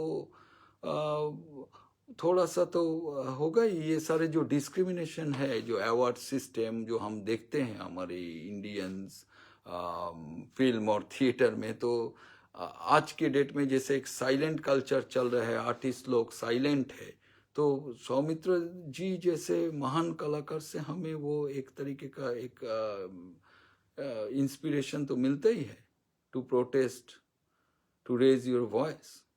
वो खुद बहुत सारे प्रोटेस्ट मूवमेंट में वो शामिल रहे। तो अजय कुमार जी नमस्कार, और क्षितिज जी, सुंदर जी, आप सबको नमस्कार मेरे तरफ से। हम ज़रूर बात करेंगे। और मैं ये कहना चाहता हूँ थोड़ा सा आखिरी में कि क्योंकि मेरा जो मतलब चाइल्डहुड है उड़ीसा में, जब हम उड़ीसा में रहते थे तो मैं कैसेट सुनता था सौमित्र जी का। तब तो मुझे मालूम भी नहीं था फिल्म्स के बारे में, तो वो कैसेट में टैगोर की शेषर कविता, ये सब बचपन से सौमित्र जी के जो डायलॉग डिलीवरी और जो उनकी जो वॉइस एंड स्पीच, हाँ, लैंग्वेज के ऊपर जो पकड़ था, रेटोरिक, प्रोजोडी, रिदम्स, तो ये सारे थोड़ा सा सुन के इंस्पायरिंग एक मेमोरीज है बचपन का। फिर उसके बाद आप जानते हैं कि उन्होंने एक बंगाली डिटेक्टिव फेलुदा के कैरेक्टर उन्होंने किया था, जो सोनार केल्ला और जय बाबा फेलुनाथ, दो सत्यजीत रे की फिल्म से आप देख सकते हैं, उसमें सब टाइटल्स भी हैं। जैसे एक इंडियन शर्लक होम्स फेलुदा, तो वो सौमित्र जी सबसे बेहतरीन कैरेक्टराइजेशन किया है।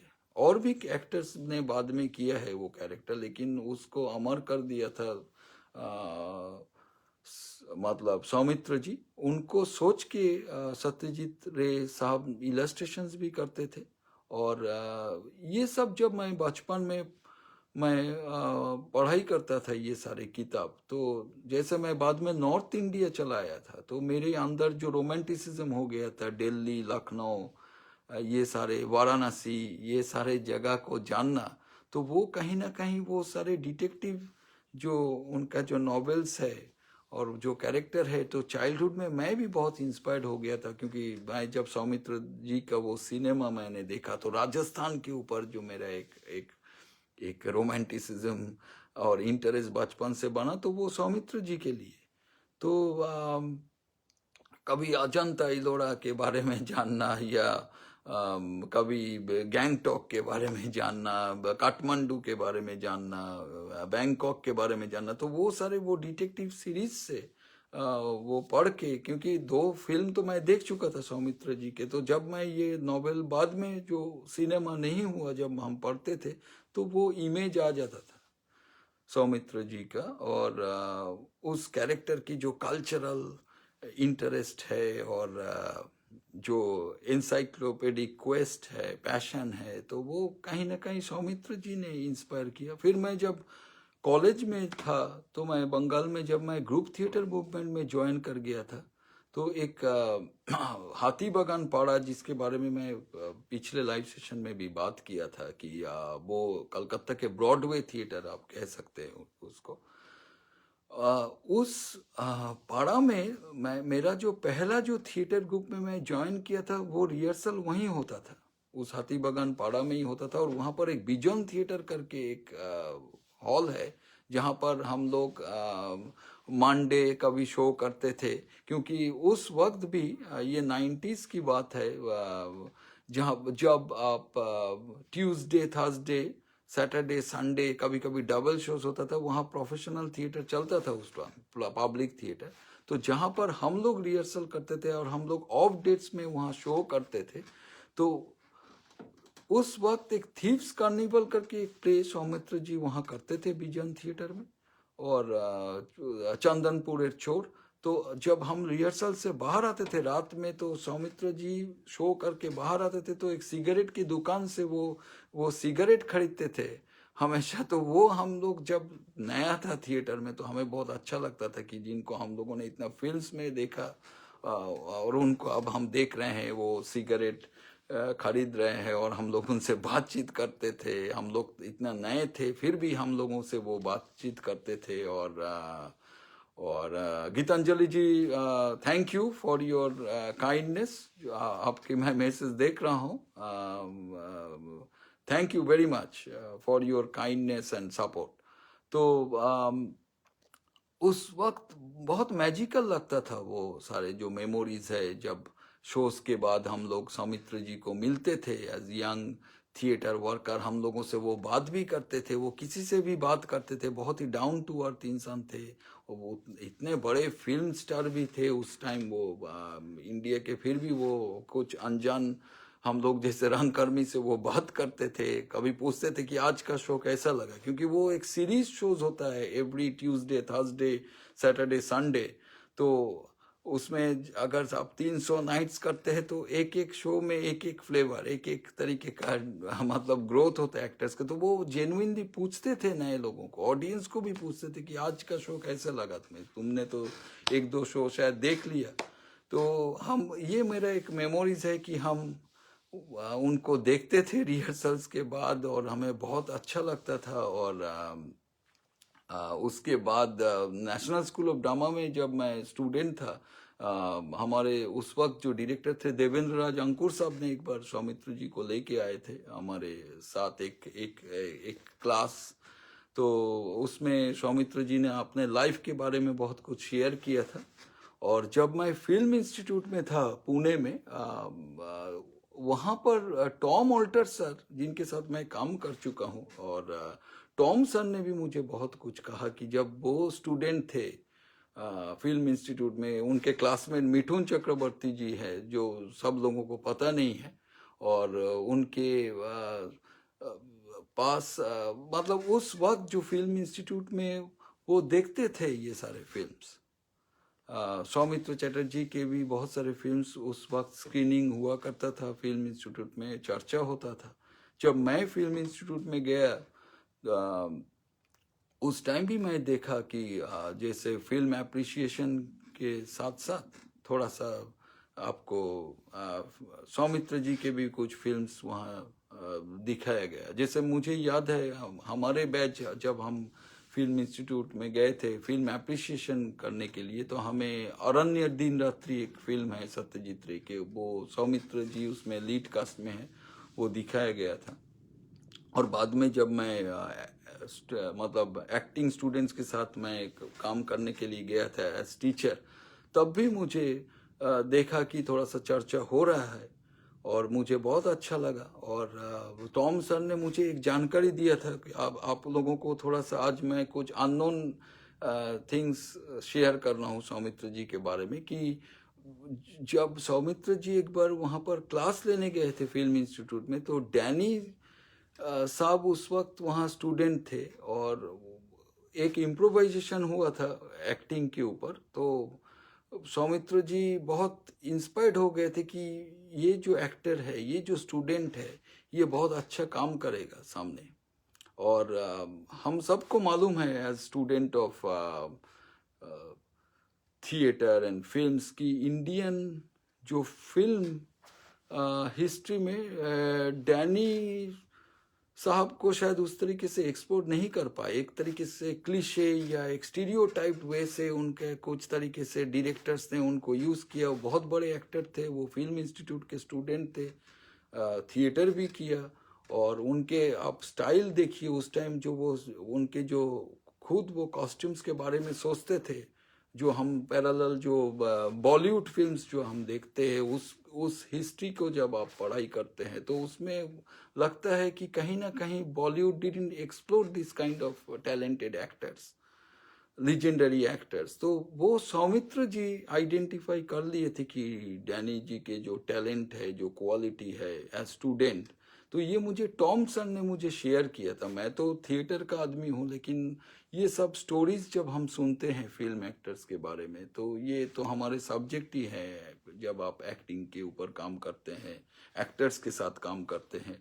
तो ये एक जानकारी मुझे मिला उनसे। सुबन भाई नमस्कार। सुबन जी, बहुत अच्छा लग रहा है आप यहाँ पर है और हम लोग एक साथ काम किया है।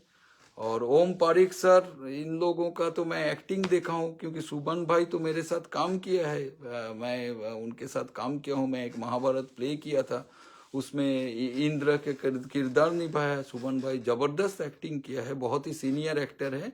और ओम पारिक सर को तो जब मैं 96 से मैं देख रहा हूँ परफॉर्मेंस, रंगकर्मी कलकत्ता में उषा गांगुली जी के हर प्रोडक्शंस में मैं ओम भाई को मैं देखा।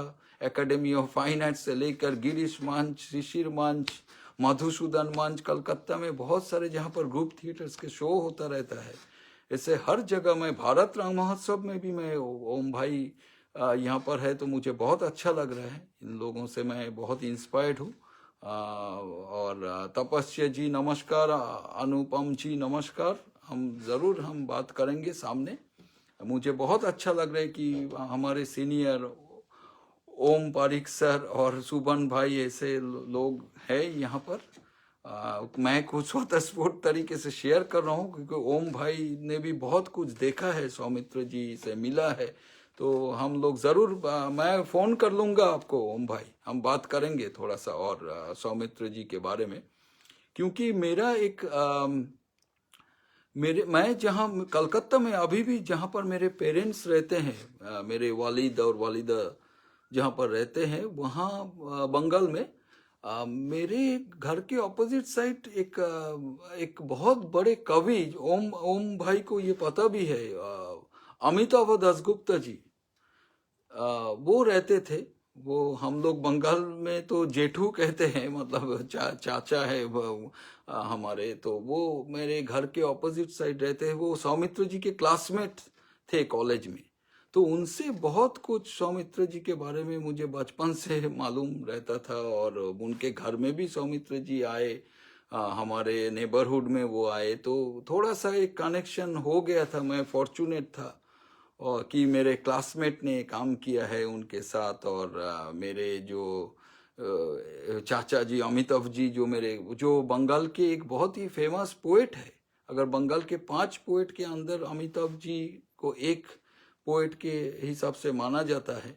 जैसे हम जीवनानंद दास, सुनील गांगुली जी, ऐसे जो पोएट्स है, उनके साथ उनके भी नाम आ जाता है। तो मैं फॉर्चुनेट हूँ कि मतलब अमिताभ जी से मुझे बहुत कुछ जानने को मिला। सौमित्र जी, इन लोग क्लासमेट भी रहे और इन लोग दो बहुत बड़े पोएट भी थे, सौमित्र जी। तो इसलिए मुझे एक मतलब बहुत अच्छा लगता है कि ये सारे मुझे एक्सपीरियंस मुझे मिला बहुत सामने से। और बाद में जब मैं दिल्ली थिएटर में थोड़ा सा प्रोफेशनल स्ट्रक्चर से, मैं प्रोफेशनल एक लेंस से एक प्रोड्यूसर डायरेक्टर सिस्टम में मैं काम कर रहा था, तो उसमें भी थोड़ा सा मैं सौमित्र जी से भी इंस्पायर्ड था कहीं ना कहीं। यात्रा की जो ट्रेडिशन है, यात्रा की जो इंफ्रास्ट्रक्चर, जो सिस्टम है, उससे तो मैं थोड़ा सा इंस्पायर्ड था जब मैं प्रोड्यूसर्स के साथ काम करता था। मेरा 5-6 नाटक जो मैं दिल्ली में किया था उस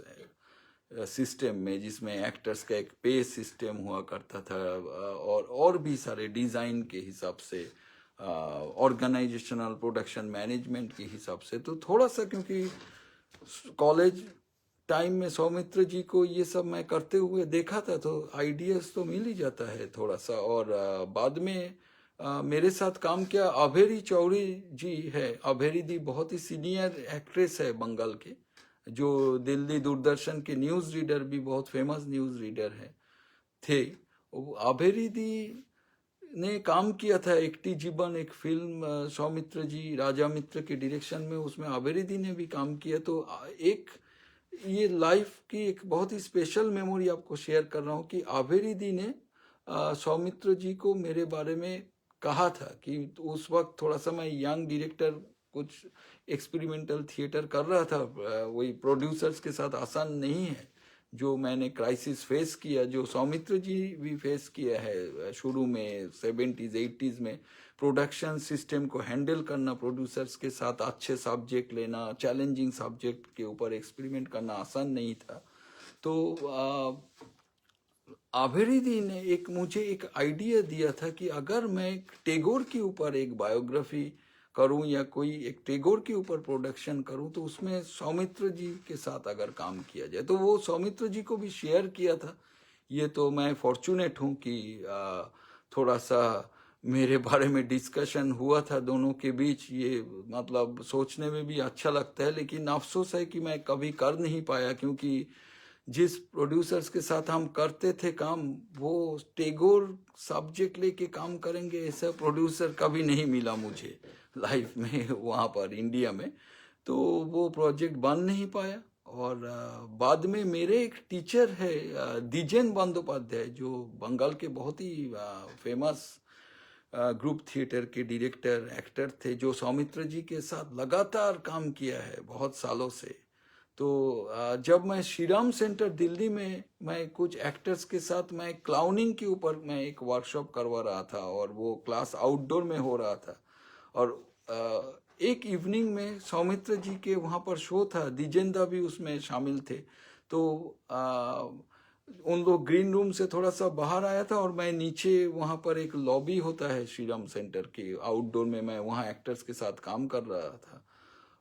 तो दोनों आ गए, मतलब द्विजेन सर, क्योंकि वो मेरे टीचर थे रविंद्र भारती यूनिवर्सिटी में, वो दोनों नीचे आके, वो सारे यंग एक्टर्स थे बहुत ही, उन लोगों से उन्होंने मिला और द्विजेन दा ने इंट्रोड्यूस करवाए सारे। तो ये भी मेरे लिए एक लाइफ में एक लाइफ टाइम मेमोरी रह जाएगा कि सौमित्र जी और द्विजेन बंदोपाध्याय जी दोनों मतलब स्टेयर्स से नीचे आए, और वो ऊपर से वो ऑब्जर्व कर रहे थे कि क्लाउनिंग का क्या एक्सरसाइज हो रहा है। तो उन्होंने कुछ इंस्पायरिंग कुछ स्टॉक शेयर किया एक्टर्स को, और मुझे बहुत अच्छा लगा कि द्विजेन सर को मैं देखा भी था। वो एक नीलकंठ करके एक प्ले 1988 में सौमित्र जी ने वो क्या, जो मैं कह रहा था कि द पुअर जेंटलमैन से उन्होंने अडेप्ट किया था, तो उसमें द्विजेंदा भी थे। तो दोनों के शोज में काफ़ी देखा, बाद में उन लोगों ने रिवाइव किया था ये एक ग्रुप थिएटर के लिए। तो मैं ये सब देखा। और जब मैं कलकत्ता में रहता था, एक मिथ मैं हमेशा सुनता था कि एक साइकिल लेके सौमित्र जी स्टेज में आते थे। एक काशी विश्वनाथ मंच करके एक थिएटर ऑडिटोरियम है, बहुत पुराने ऑडिटोरियम। वो एक मराठा कैनल है हमारे वहाँ मानिकतला करके एक जगह पर।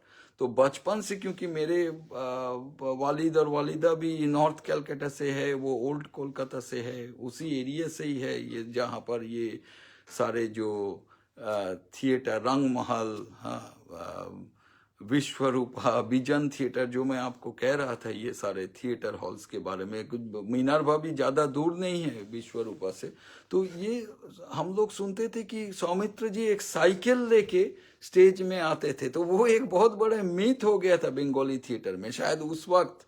एक उसके पहले भी एक अमरदत्त साहब, मतलब वो बहुत ही बड़े प्रोफेशनल थिएटर के स्टार डायरेक्टर एक्टर थे। बहुत यंग एज में उन्होंने शायद हॉर्सेस आते थे स्टेज में उस वक्त। वो ये सब मीथ बन गया था प्रोफेशनल थिएटर में, कमर्शियल थिएटर में, कि एक स्टेज पे घोड़े आ गया या चैरियट आ गया स्टेज में। तो लेकिन उसके बाद मैं एक मीथ सुनता था कि साइकिल लेके सौमित्र जी आते थे, क्योंकि काशी विश्वनाथ मंच बाद में एक बहुत ही एक डेजर्टेड अबंडन थिएटर हॉल हो गया था। मैं आपको 96 के बात कर रहा हूँ, जब बंगाल में हम ग्रुप थिएटर के साथ जुड़े हुए थे। तो हम लोग शोज करते थे वहाँ, वो कैनल के साथ थोड़ा सा एक रिमोट एरिया में वो हॉल है, थोड़ा सा आज के ज़माने में। तो इस तरीके से हम ऑडिटोरियम्स भी वी लूज इन इंडिया, हम लोग देखभाल नहीं करते हैं अपने ऑडिटोरियम्स को। जो मैं यूनाइटेड स्टेट्स में देखा, इंग्लैंड में देखा कि जैसे हम ड्रूरी लेन के बारे में बहुत कुछ जानते हैं, लेकिन हाथी बागान पारा इज नेग्लेक्टेड। तो ललित जी नमस्कार। ललित सिंह जी, आपने पिछले मेरे लाइव सेशन में भी आप रहे, मुझे I am fortunate you are here. बहुत अच्छा लग रहा है कि आप ये सब सुन रहे हैं। मैं जानता हूँ थोड़ा सा मुश्किल है हमारे ये सारे चीज़ रिलेट करना मेरे मेमोरीज से, और क्योंकि मैं ये सब जिया हूँ, देखा हूँ, लेकिन क्योंकि आप लोग भी रंगमंच से है तो ये हमारे स्टोरी सेम है। जैसे मैं सौमित्र जी के बारे में बात कर रहा हूँ, ये हम लोग जब अलकाजी सर के बारे में जब हम बात करते हैं, या करण जी के बारे में जब हम इंडियन थिएटर में बात करते हैं, या हबीब तनवीर सर के बारे में बात करते हैं, तो ये हम इंटरकनेक्टेड है आर्टिस्ट एक्टर की फिलोसॉफी और फीलिंग्स। तो वही काशी विश्वनाथ मंच में जब हम लोग शो करते थे बंगाल में ग्रुप थिएटर में, उस वक्त तो it is almost dying theatre auditorium, लेकिन स्टाफ्स कहते थे कि वहाँ पर सौमित्र जी के शोज चलता था एक ज़माने में, और वो ये जो साइकिल लेके जो आना, ये स्टाफ्स ने मुझे बताया। मैंने काफ़ी विजन थिएटर के स्टाफ्स ने मुझे बहुत कुछ बताया, और सौमित्र जी के बारे में स्टोरीज वो टेक्नीशियंस भी कहते थे। हम लोग जब नए थे थिएटर में तो हम लोग सुनते थे कि दादा ने ये किया वो किया, और हम लोगों ने देखा भी है उनको मतलब आउटसाइड इतना बड़े स्टार वो बाहर आके वो सिगरेट खरीदना और ये सारे जो एक मीथ है।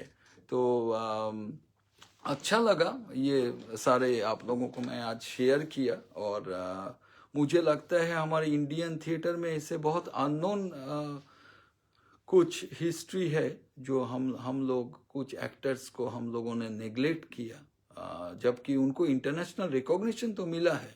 जैसे मैं आपको अभी एक टेक्स्ट मैं दिखा रहा हूँ, मैं कलेक्ट किया यूनाइटेड स्टेट्स में। जैसे एक फिल्म की किताब मैं आपको दिखा रहा हूँ, आप देख लीजिए, 70 ईयर्स ऑफ सिनेमा। तो इसमें एक मैं आपको 1954 की एक पेज में 58, तो आप देखिए यूनाइटेड स्टेट्स में भी मुझे मिला ये किताब। तो इसमें वही सौमित्र जी के फोटोग्राफ है, जिसमें इतने सारे सिनेमा की हिस्ट्री में बहुत सारे एक्टर्स के बारे में यहाँ पर फोटोज है हॉलीवुड के एक्टर्स की। लेकिन आप देखिए बहुत अच्छा लगता है कि जब हमारे एक इंडियन एक्टर के बारे में आपको एक चैप्टर मिलता है यहाँ पर, सत्यजीत रे एंड सौमित्र जी के बारे में यहाँ पर चैप्टर्स है। तो इसलिए मैं आपको कह रहा था कि जैसे एक और मिथ है, जैसे थोड़ा समय सिनेमा में चलाया थिएटर से, कि जैसे बर्गमैन, जो हम लोग कोलैबोरेशंस के बारे में जो बात करते हैं या कॉम्बिनेशन के बारे में जो बात करते हैं वर्ल्ड सिनेमा में, जैसे कुरोसावा के साथ मिफुने के नाम आता है, बर्गमैन के साथ मैक्स वॉन सिडो के नाम आता है, किस्लोव्स्की के साथ जॉर्जी स्टुअर्ट के नाम आता है, Fellini Mastroianni, Scorsese Robert De Niro, Satyajit Ray Soumitra Chatterjee. तो ये जो कॉम्बिनेशन जो हमें एक वर्ल्ड सिनेमा में जब हम लोग स्टडी करते हैं कि ये जो कॉम्बिनेशन जो वर्ल्ड सिनेमा में एक कॉम्बिनेशन रे एंड चैटर्जी, तो वो हमें बहुत अच्छा लगता है जब हम ऑल्टरनेटिव सिनेमा, पैरेलल सिनेमा जब हम स्टडी करते हैं, जब गोदर, बुनुएल, ट्रूफो, ये सब जब हम लोग स्टडी करते हैं, फेलिनी, अंतोनियोनी, तो ये हमें अच्छा लगता है कि हमारे ही एक रंगकर्म के एक्टर, एक रंगकर्मी, वो इंटरनेशनल सिनेमा में उनका जो इम्पैक्ट रहा। और बाद में क्योंकि मैं यूनाइटेड स्टेट्स में हूँ, तो न्यूयॉर्क इंटर फिल्म अवार्ड भी मिला है सौमित्र जी को, एशिया पैसिफिक फिल्म में उनको अवार्ड भी मिला है। ओवरसीज के अवार्ड के बारे में मैं आपको बात कर रहा हूँ। आजकल तो बहुत इजी हो चुका है, कोई भी इंडियन फिल्म ही बाहर आजकल फिल्म फेस्टिवल में जाना कोई बहुत बड़ी बात नहीं है। बहुत सारे यंग डायरेक्टर्स भी जैसे आप नॉर्वे में चले जाते हैं फिल्म लेके, कोई फिल्म फेस्टिवल हो रहा है, स्पेन में हो रहा है, साउथ अमेरिका में हो रहा है या ईरान में हो रहा है, लेकिन उस जमाने में बहुत मुश्किल था, क्योंकि जिस तरीके से 300 के ऊपर फिल्म सौमित्र जी ने किया है, और अगर देखा जाए तो बाद में बहुत सारे जो जैसे नामी इंटरनेशनल फिल्म फेस्टिवल में वो फिल्म्स नहीं गए। नेशनल अवार्ड भी उनको बहुत बाद में मिला, एक बार तो उन्होंने रिजेक्ट कर दिया था नेशनल अवार्ड, लॉबिंग के कुछ कंप्लेन लेके उन्होंने, वो सही भी था। जो हमारे इंडिया में होता ही है ये सारे प्रॉब्लम, नेपोटिज्म और रेड टेपिज्म, तो वैसे ही सौमित्र जी ने नेशनल अवार्ड रिजेक्ट कर दिए थे, उनके अवार्ड के ऊपर इंटरेस्ट चला गया था, क्योंकि ये सब प्रॉब्लम्स तो हो रहा था। पद्मश्री भी वो रिजेक्ट किए थे, तो उनके अंदर वो थोड़ा सा एक पॉलिटिकल स्टेटमेंट तो था। लेकिन जैसे नेशनल अवार्ड बहुत बाद में उनको दिया गया था, और उसको लेके भी कंट्रोवर्सी है, वो कहते थे कि कंसोलेशन प्राइज मत दो। तो इतने बड़े एक्टर जिनको लीजियन ऑफ ऑनर मिल चुका है, हाँ, और जैसे French order of arts and letters मिल चुका है फ्रांस से, और जैसे मैं आपको कहा कि हॉलीवुड में इतने सारे डायरेक्टर्स प्रभावित हैं उनसे, और एक्टर्स उनके बारे में चर्चा किया, तो हमारे ही देश में हम लोग थोड़ा सा मतलब नज़रअंदाज कर लेते हैं बड़े बड़े एक्टर्स और डायरेक्टर्स को, और उनको वो मतलब वो रिकॉग्निशन नहीं मिलता। तो ये भी एक सैड स्टोरी है, एक ट्रेजिक हिस्ट्री है हमारे देश में। शायद वी आर ऑल पॉजिटिव, और हम लोग मतलब ये आशा करते हैं कि एक दिन ये सब अच्छा हो जाए और अच्छे सिस्टम शुरू हो जाए, जैसे गवर्नमेंट से लेकर, गवर्नमेंट इंस्टीट्यूशन से लेकर, ऑर्गेनाइजेशन से लेकर, हमारे जो फिल्म फैटर्निटी, थिएटर फैटर्निटी में जो इन्फ्लुएंसेस है कुछ ऑर्गेनाइजेशंस को, वो अगर और थोड़े अच्छे से ये सारे करे तो अच्छा लगे। इतने बड़े कलाकार को आप रिकॉग्नाइज नहीं करते, तो ये सारे जो पॉलिटिक्स भी है कि फिल्म फेस्टिवल में बड़े बड़े जो प्रोडक्शन कंपनीज है वो चले जाता है, उसमें बॉलीवुड का भी एक तरीके का एक इन्वॉल्वमेंट है। तो जो ऑल्टरनेटिव फिल्म कर रहे हैं, पैरेलल फिल्म, इंडिपेंडेंट फिल्म, वो ले जाना बहुत मुश्किल हो जाता है बाहर के बहुत सारे इंटरनेशनल फिल्म फेस्टिवल्स में। क्योंकि मैं यहाँ पर हूँ कैलिफोर्निया में, तो मैं थोड़ा सा ये देखता रहता हूँ बहुत सारे इंटरनेशनल फिल्म फेस्टिवल में। यूरोप में भी देखा, जब मैं डेनमार्क में था, डेनमार्क जबरदस्त फिल्म बनाते हैं डेनमार्क में, ऑल्टरनेटिव फिल्म, उन लोग का अपना फिल्म लैंग्वेज है वहाँ पर। लार्स वॉन ट्रियर, ये सब आप देख सकते हैं उनके फिल्म्स। तो इसलिए मैं थोड़ा सा सोचा कि मैं शेयर करूं कि बाद में बहुत सारे अच्छे अच्छे, अगर दुनिया के 10 अच्छे फिल्म फेस्टिवल्स में बहुत अच्छे जैसे रीजनल फिल्म इंडिया से कभी वो एंट्री नहीं ले पाए, क्योंकि उनका वो रीच नहीं है। सतीश आनंद जी नमस्कार। सतीश जी, हम लोग जब स्टूडेंट थे नेशनल स्कूल ऑफ ड्रामा में, तब से आपको हम लोगों ने देखा, आपको मिलते थे, और आपके बारे में मैं यहाँ पर मेरे घर में ऋषिकेश सुलभ जी आए थे पटना से, बहुत ही बड़े राइटर है ऋषिकेश सुलभ जी, उनसे मेरा बात भी हो रहा था सतीश जी के बारे में। विनीत कुमार भाई तो मेरे रिहर्सल्स में, जब भी मैं कोई प्ले इंडिया में करता था तो विनीत कुमार भाई आते थे, हमारे सीनियर है नेशनल स्कूल ऑफ ड्रामा के, बहुत बड़े एक्टर हैं फिल्म और थिएटर के। वो हमेशा सतीश जी के बारे में हम बात होता था, और बहुत अच्छा लग रहा है, इट्स एन ऑनर कि आप यहाँ पर शामिल हैं। और पंकज जी नमस्कार।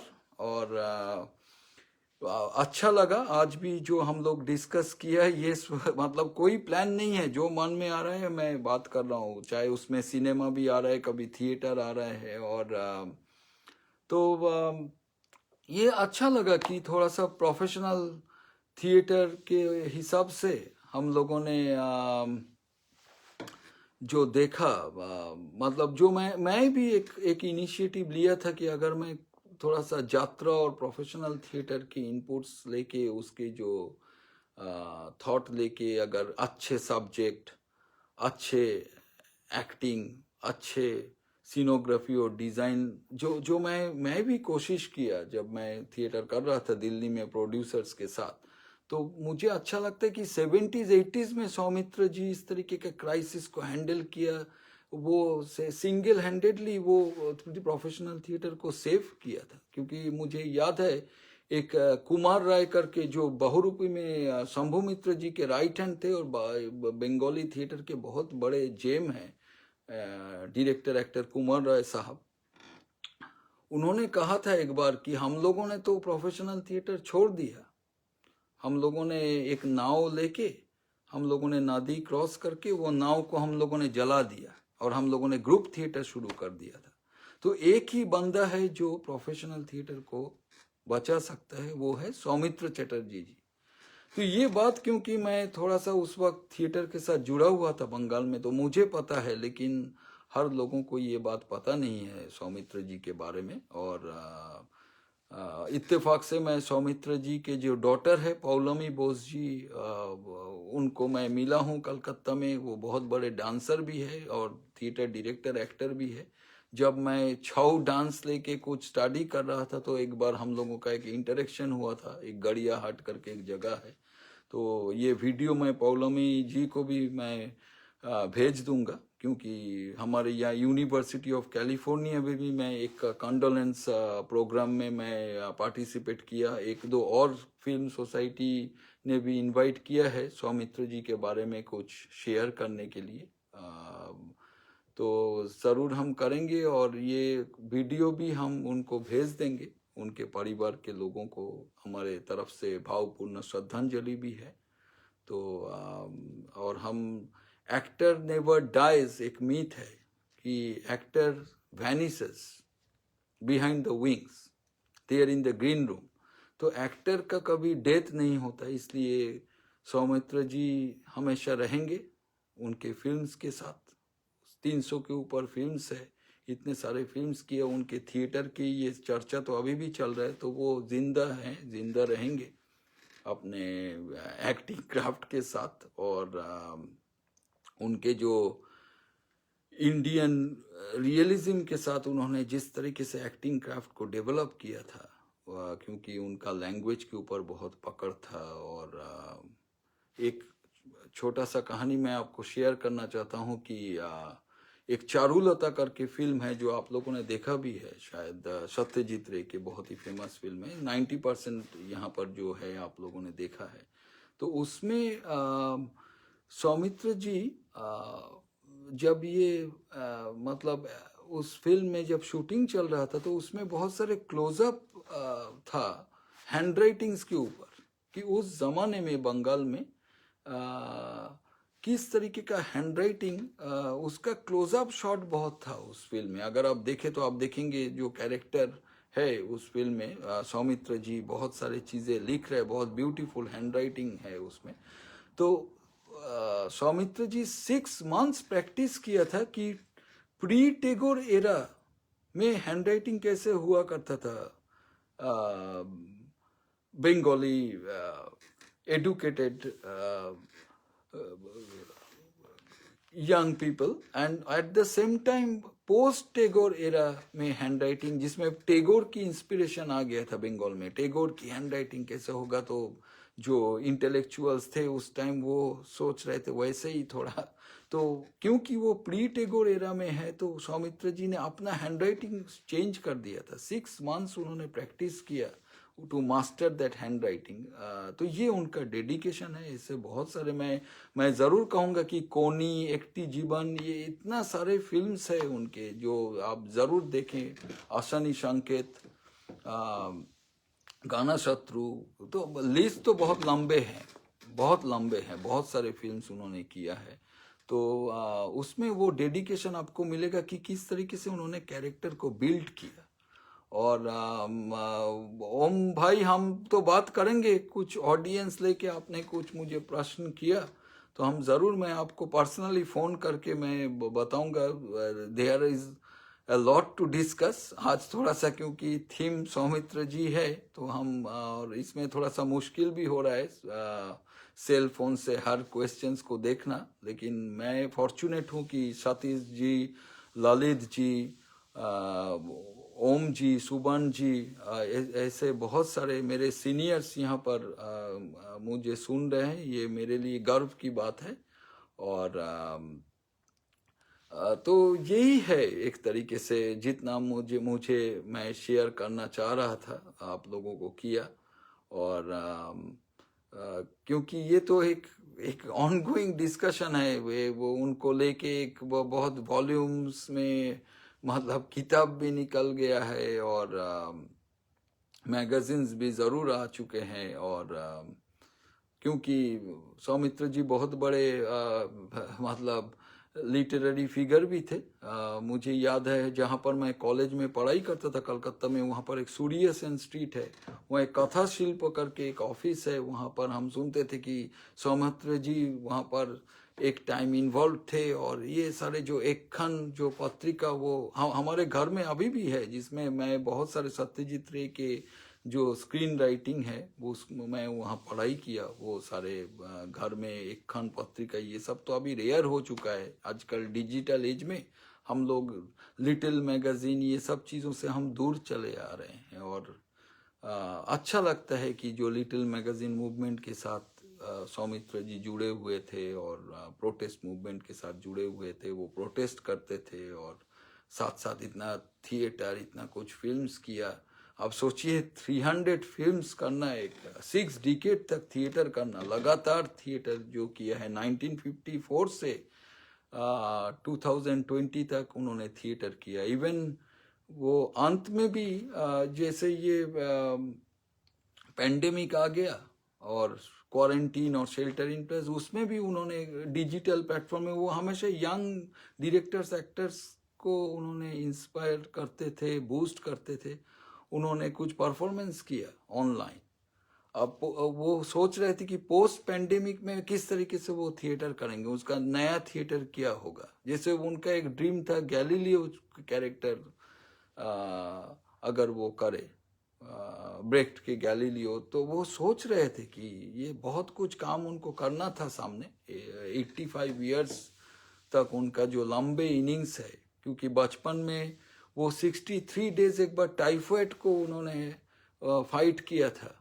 63 डेज जो उनके बायोग्राफी से कुछ जो मतलब उन्होंने इंटरव्यूज दिया है या कुछ एक डॉक्यूमेंट्री फिल्म जो हुआ है उसमें कभी आ जाता है कि वो फाइट किया है 63 डेज टाइफाइड को। तो वो ही वॉज ए फाइटर। जो अगर आप कोनी फिल्म देखे तो उसमें वो एक स्विमिंग कोच के रोल में थे, तो उसमें आपको पता चल जाएगा। जो अभी वो कोविड कॉम्प्लिकेशंस में भी वो फाइट कर रहे थे, वो बहुत फाइट किया उन्होंने। वो उनका लाइफ का एक जो फ्लेम था वो है फाइट। और अंत में पॉलिन कैल जो न्यूयॉर्क के बहुत बड़े फिल्म क्रिटिक है, वो कहते हैं कि Soumitra Chatterjee was one man stock company in the film industry. तो वो कहीं ना कहीं एक तरीके से ट्रूथ भी है कि उन्होंने इतने सारे डिकेड से इतने सारे रोल्स किया है, और जिस तरीके से उन्होंने कंट्रीब्यूट किया है इंडियन सिनेमा और थिएटर, तो अच्छा लगता है कि ऐसे चीज़ों को लेकर चर्चा हो रहा है दुनिया में। पेरिस में हुआ कॉन्डोलेंस और लाइक सेमिनार ब्रिटिश काउंसिल ने किया, लंदन में किया, जैसे यूनाइटेड स्टेट्स में कुछ हो रहा है तो अच्छा लगता है कि कलकत्ता, मुंबई, हर जगह हो रहा है, उनको लेके एक चर्चा हो रहा है। लेकिन जो अननोन साइड है, उनके जो थिएटर की जो साइड है, जो स्टोरी है, वो यहाँ पर ओम जी या सुबन भाई, हमारे सीनियर सतीश जी, ललित जी, इन लोग वो समझ सकते हैं जो मैं बात कर रहा हूँ। कि फिल्म में सौमित्र चटर्जी सबको मालूम है about his film acting and ये वो, लेकिन जो थिएटर में जो उनका जो कंट्रीब्यूशन रहा, जिस तरीके से वो रिसरेक्ट किए एक डाइंग प्रोफेशनल थिएटर की जो एक डिग्रेडेशन के टाइम, जिस तरीके से वो फाइट करके वो प्रोफेशनल थिएटर में और ग्रुप थिएटर में जो उन्होंने कंट्रीब्यूट किया कि अच्छे थिएटर, जो थिएटर के जो अच्छे इंग्रेडिएंट्स और क्वालिटी के ऊपर जो वो सोचे कि very good text, design, production, management, ये सारे चीज़, एक्टिंग लैंग्वेज, मॉडर्निटी के साथ ये कंट्रीब्यूशन रहेगा। और इसलिए हम लोगों ने ये, मेरा मंच ने मुझे एक प्लेटफॉर्म दिया कि आज एक हम लोगों ने भावपूर्ण श्रद्धांजलि के बारे में सोचे थे। सौमित्र जी के कुछ अननोन सब्जेक्ट को लेकर हम लोगों ने शेयर किया यहाँ पर। तो इसलिए मैं, मेरा मंच को भी मैं तहे दिल से शुक्रिया अदा करता हूँ और शुक्रगुजार हूँ कि उन्होंने मुझे ये प्लेटफॉर्म दिया, और गीतांजलि जी ने भी दिया, क्योंकि ये थोड़ा सा हटके भी था ये सब्जेक्ट। क्योंकि जब मैंने पिछले लाइव सेशन में इंडियन थिएटर और इंटरनेशनल थिएटर के ऊपर किया था, तो वो सब्जेक्ट तो थोड़ा सा इंटरेस्टिंग है, लोग उसमें और उसमें वो शिरकत देते हैं, क्योंकि वो थोड़ा सा वो सब्जेक्ट है ही इंटरेस्टिंग, क्योंकि वो जर्नी ऑफ थिएटर के बारे में था, एडवेंचर्स था, उसमें बहुत सारे देशों के बारे में बात होता है। लेकिन ये क्योंकि सौमित्र चटर्जी जी के बारे में बात होता है, तो लोग उनको आज यंग जनरेशन में हमारे हिंदी थिएटर में या दूसरे स्टेट में भी बहुत सारे लोगों को मालूम नहीं है। तो और उनका दोष भी नहीं है, ये तो है ही कि these are from our history of cinema and theatre. तो इसलिए भी मैं सोचा थोड़ा सा बात हम करें, क्योंकि जब भी कोई सेमिनार हो रहा है वो बांग्ला में हो रहा है, तो एक्टर को हम रीजनल भी नहीं कर सकते एक तरीके से। वो है एक स्टेट की बात हो जाएगा, लैंग्वेज की बात हो जाएगा, लेकिन ये इंडियन थिएटर की बात है, इंडियन सिनेमा की बात है, इसमें वर्ल्ड थिएटर एंड सिनेमा की बात है। तो सिर्फ वो अगर बंगाली में ही सेमिनार हो और बंगाल के ही जो लोग हैं वही सिर्फ बात करें तो वो नहीं होगा। इसमें हमारे हिंदी बेल्ट में भी बहुत लोग सौमित्र जी के दीवाने हैं और एडमायरर है। सुबन भाई ने, जब मैं पोस्ट किया था एक फोटोग्राफ सौमित्र जी के, एक फोटोग्राफ शायद नीलकंठ प्ले के एक फोटो मैंने एक पोस्ट किया था फेसबुक पे, तो उसमें बहुत सारे मेरे जो हिंदी थिएटर के जो दोस्त हैं उन्होंने उसमें कमेंट किया और उन्होंने अपना प्यार दिखाया। तो वो ये हमारे एक्टर्स की कोई वो, जैसे हम कहते हैं रिलीजियन या एक जियोग्राफिकल बाउंड्री में हम उसको हम नहीं रख सकते, या कोई एक पर्टिकुलर कोई पॉलिटिकल पार्टी में उसको अगर हम मतलब एक बाउंड्री नहीं दे सकते, एक्टर, फिलोसोफर, पोएट को हम नहीं दे सकते वो, चाहे डायरेक्टर हो, क्योंकि आर्टिस्ट, ये आर्टिस्ट जो है वो लिबरेटेड है, उनका कैनवास बहुत बड़े हैं, स्काई जैसे। तो हम सौमित्र जी को उसी हिसाब से हम याद रखते हैं। और ज़रूर ओम जी, मैं देख रहा हूँ कि आप फेरा एक नाटक के बारे में बात कर रहे हैं, ज़बरदस्त नाटक है, द विजिट डूरेनमेंट, वो स्विस टाउन में वो बेस्ड है, वो लोकल, लेकिन सौमित्र जी ने उसको बंगाल की जो ऑडियंस है उसके लिए उन्होंने एडप्ट करके जबरदस्त प्ले बनाया था वो। जिसलिए मैं राजकुमार के बारे में बात कर रहा था कि राजकुमार द बिग नाइफ जो क्लिफोर्ड ओटिट्स का प्ले है, और नाम जीवन जैसे एरोल जॉन जो ट्रिनिडेड टोबागो का एक्टर है, जिसलिए मैं लंदन में ब्रिक्सटन के बारे में बात किया था। तो ऐसे बहुत सारे एडेप्टेशन आ जाता है। विदेही आपको मालूम है इब्सन के गोस्ट नाटक से सौमित्र जी ने किया था। तो ऐसे तो उनके एक लंबे सीरीज हो जाएगा, उनके बहुत सारे उन्होंने जो थिएटर प्रोडक्शंस किया है।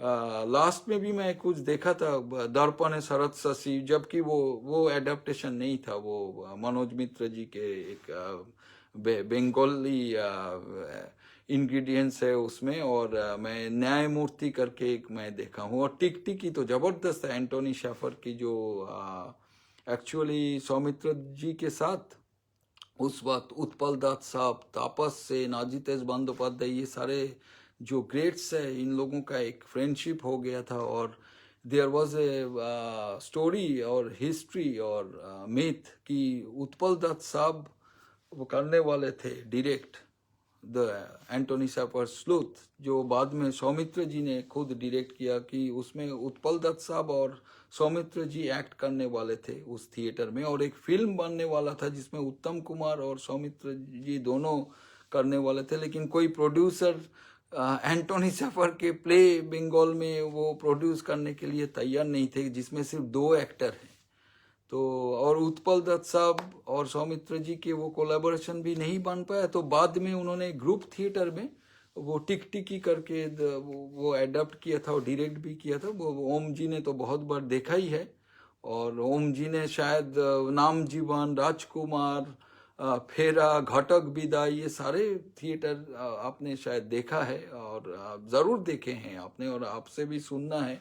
मैं एक दिन आपको फ़ोन करूंगा कि कुछ प्रोडक्शन तो हम लोगों ने तो मिस कर गया, उनके कुछ प्रोडक्शंस जो हुआ है शायद उस वक्त मेरा जन्म ही नहीं हुआ, जैसे अंधा युग जो उन्होंने किया है एक कमर्शियल थिएटर में और प्रोफेशनल थिएटर में। अंधा युग जैसे टेक्स्ट को लेके काम करना आसान नहीं है, उस वक्त प्रोड्यूसर को राज़ी करवाना। तो शायद ओम भाई और अपना सतीश आनंद जी, ललित जी, इन लोगों ने कुछ देखे हैं, या चंद्र दत्त साहब को बहुत सारे मेमोरीज है। सौमित्र जी हमारे नेशनल स्कूल ऑफ ड्रामा में बहुत बार आ चुके थे, तो इन लोगों से भी बहुत सारे मेमोरीज के बारे में पता चलेगा, और हम लोग बातचीत करते रहेंगे फ़ोन में। जैसे गीतांजलि जी ने मुझे एक मौका दिया कि ये ट्रिब्यूट एक जो दादा को एक तरीके से एक हमारे एक ताज़ी कतमा शहरी कह सकते हैं, उनके परिवार को मुखसाना ताज़ी और श्रद्धांजलि, भावपूर्ण श्रद्धांजलि। और इसके लिए मेरा मंच ने मुझे ये प्लेटफॉर्म दिया है, और इसलिए मैं आप लोगों को तहे दिल से शुक्रिया अदा करता हूँ, और हम लोग ज़रूर मिलेंगे, हो सकता है, क्योंकि मैं सुनता रहता हूँ बहुत सारे जो लोग हैं अलग अलग स्टेट्स के लोग जो यहाँ बात करते हैं मेरा मंच प्लेटफॉर्म में, जो थिएटर वाले हैं, रंगकर्मी हैं, उन लोग अपने अपने थिएटर के बारे में बात कर रहे हैं, तो मैं सुनता रहता हूँ। तो फिर हो सकता है कभी बहुत बात, फिर कभी कोई एक टॉपिक लेके हम ज़रूर आएंगे। लेकिन तो मैं हमेशा एवरी सैटरडे संडे, अभी भी ये सीरीज़ एक नए रूप से चल रहा है, तो मैं सुन रहा हूँ कि इसमें कोई लोग पपेटियर है, कोई ट्रेडिशनल आर्टिस्ट है, कोई जैसे अभी शाहजहांपुर के थिएटर के बारे में कोई बात किया था, तो मुझे बहुत अच्छा लगा कि ड्रामा स्कूल के बाद मेरे एक सीनियर थी बबीता पांडे जी, उन्होंने मुझे बुला लिया था शाहजहांपुर में, और मैं उनके घर में रह के मतलब एक रेसिडेंशियल ट्रेनिंग दिया था। ये 2005 की बात है। मैं दिल्ली से शाहजहांपुर जाके वहाँ काम किया एक्टर्स के साथ, और बाद में तो बहुत actors national school of drama भी आ गए थे शाहजहांपुर से, और तो मुझे बहुत अच्छा लगता है कि मैं शाहजहांपुर में काम किया, मैं जौनपुर में काम किया, ऐसे ऐसे जगह पर मैं काम किया, वहाँ रंगकर्मियों को मिला। ऐसे हिंदुस्तान में बहुत जगह मैं गया हूँ, लद्दाख, अरुणाचल, केरला। तो अच्छा लगता है कि मैं यहाँ यूनाइटेड स्टेट्स से मैं देख रहा हूँ कि आज कोई सहारनपुर के बारे में, थिएटर के बारे में कोई बात कर रहा है, या जौनपुर के बारे में बात कर रहा है, या कोई पन्ना में मध्य प्रदेश से बात कर रहा है। तो ये इसलिए मुझे अच्छा लगता है मेरा मंच की जो इनिशिएटिव है, और ये तो मैं फॉर्चुनेट हूँ कि जब हम बात करते हैं तो मुझे लगता है कि शायद 10-12 लोग सुनेंगे, लेकिन मुझे क्या पता था कि सतीश जी, ओम जी, ललित जी, सुबन भाई, ऐसे हरविंदर कौर बाबली जी, जिनका मैं मतलब इतना शोज देखा हूँ, इन लोग हमारे सीनियर है और इन लोग भी सुन रहे हैं, तो मुझे हमेशा it's unexpected and I am honoured, I am really honoured, and thanks a lot to all of you. आप लोग अभी जिस टाइम में है, आप सोने का वक्त हो चुका है, क्योंकि मैं तो अभी ये देखिए अभी अर्ली मॉर्निंग, अभी लाइट आ रहा है यहाँ पर, तो I am in early morning. So take rest, आप लोग स्वस्थ रहिए और हमारे प्यार बना रहे, और एक नदी जैसा ये सिलसिला चलता रहे सामने। हम फिर कभी फिर मिलेंगे, और शुक्रिया। हम पर्सनली आप सबको मैं कमेंट करूंगा, और I will connect you all in the comment section. Thank you very much, शुक्रिया।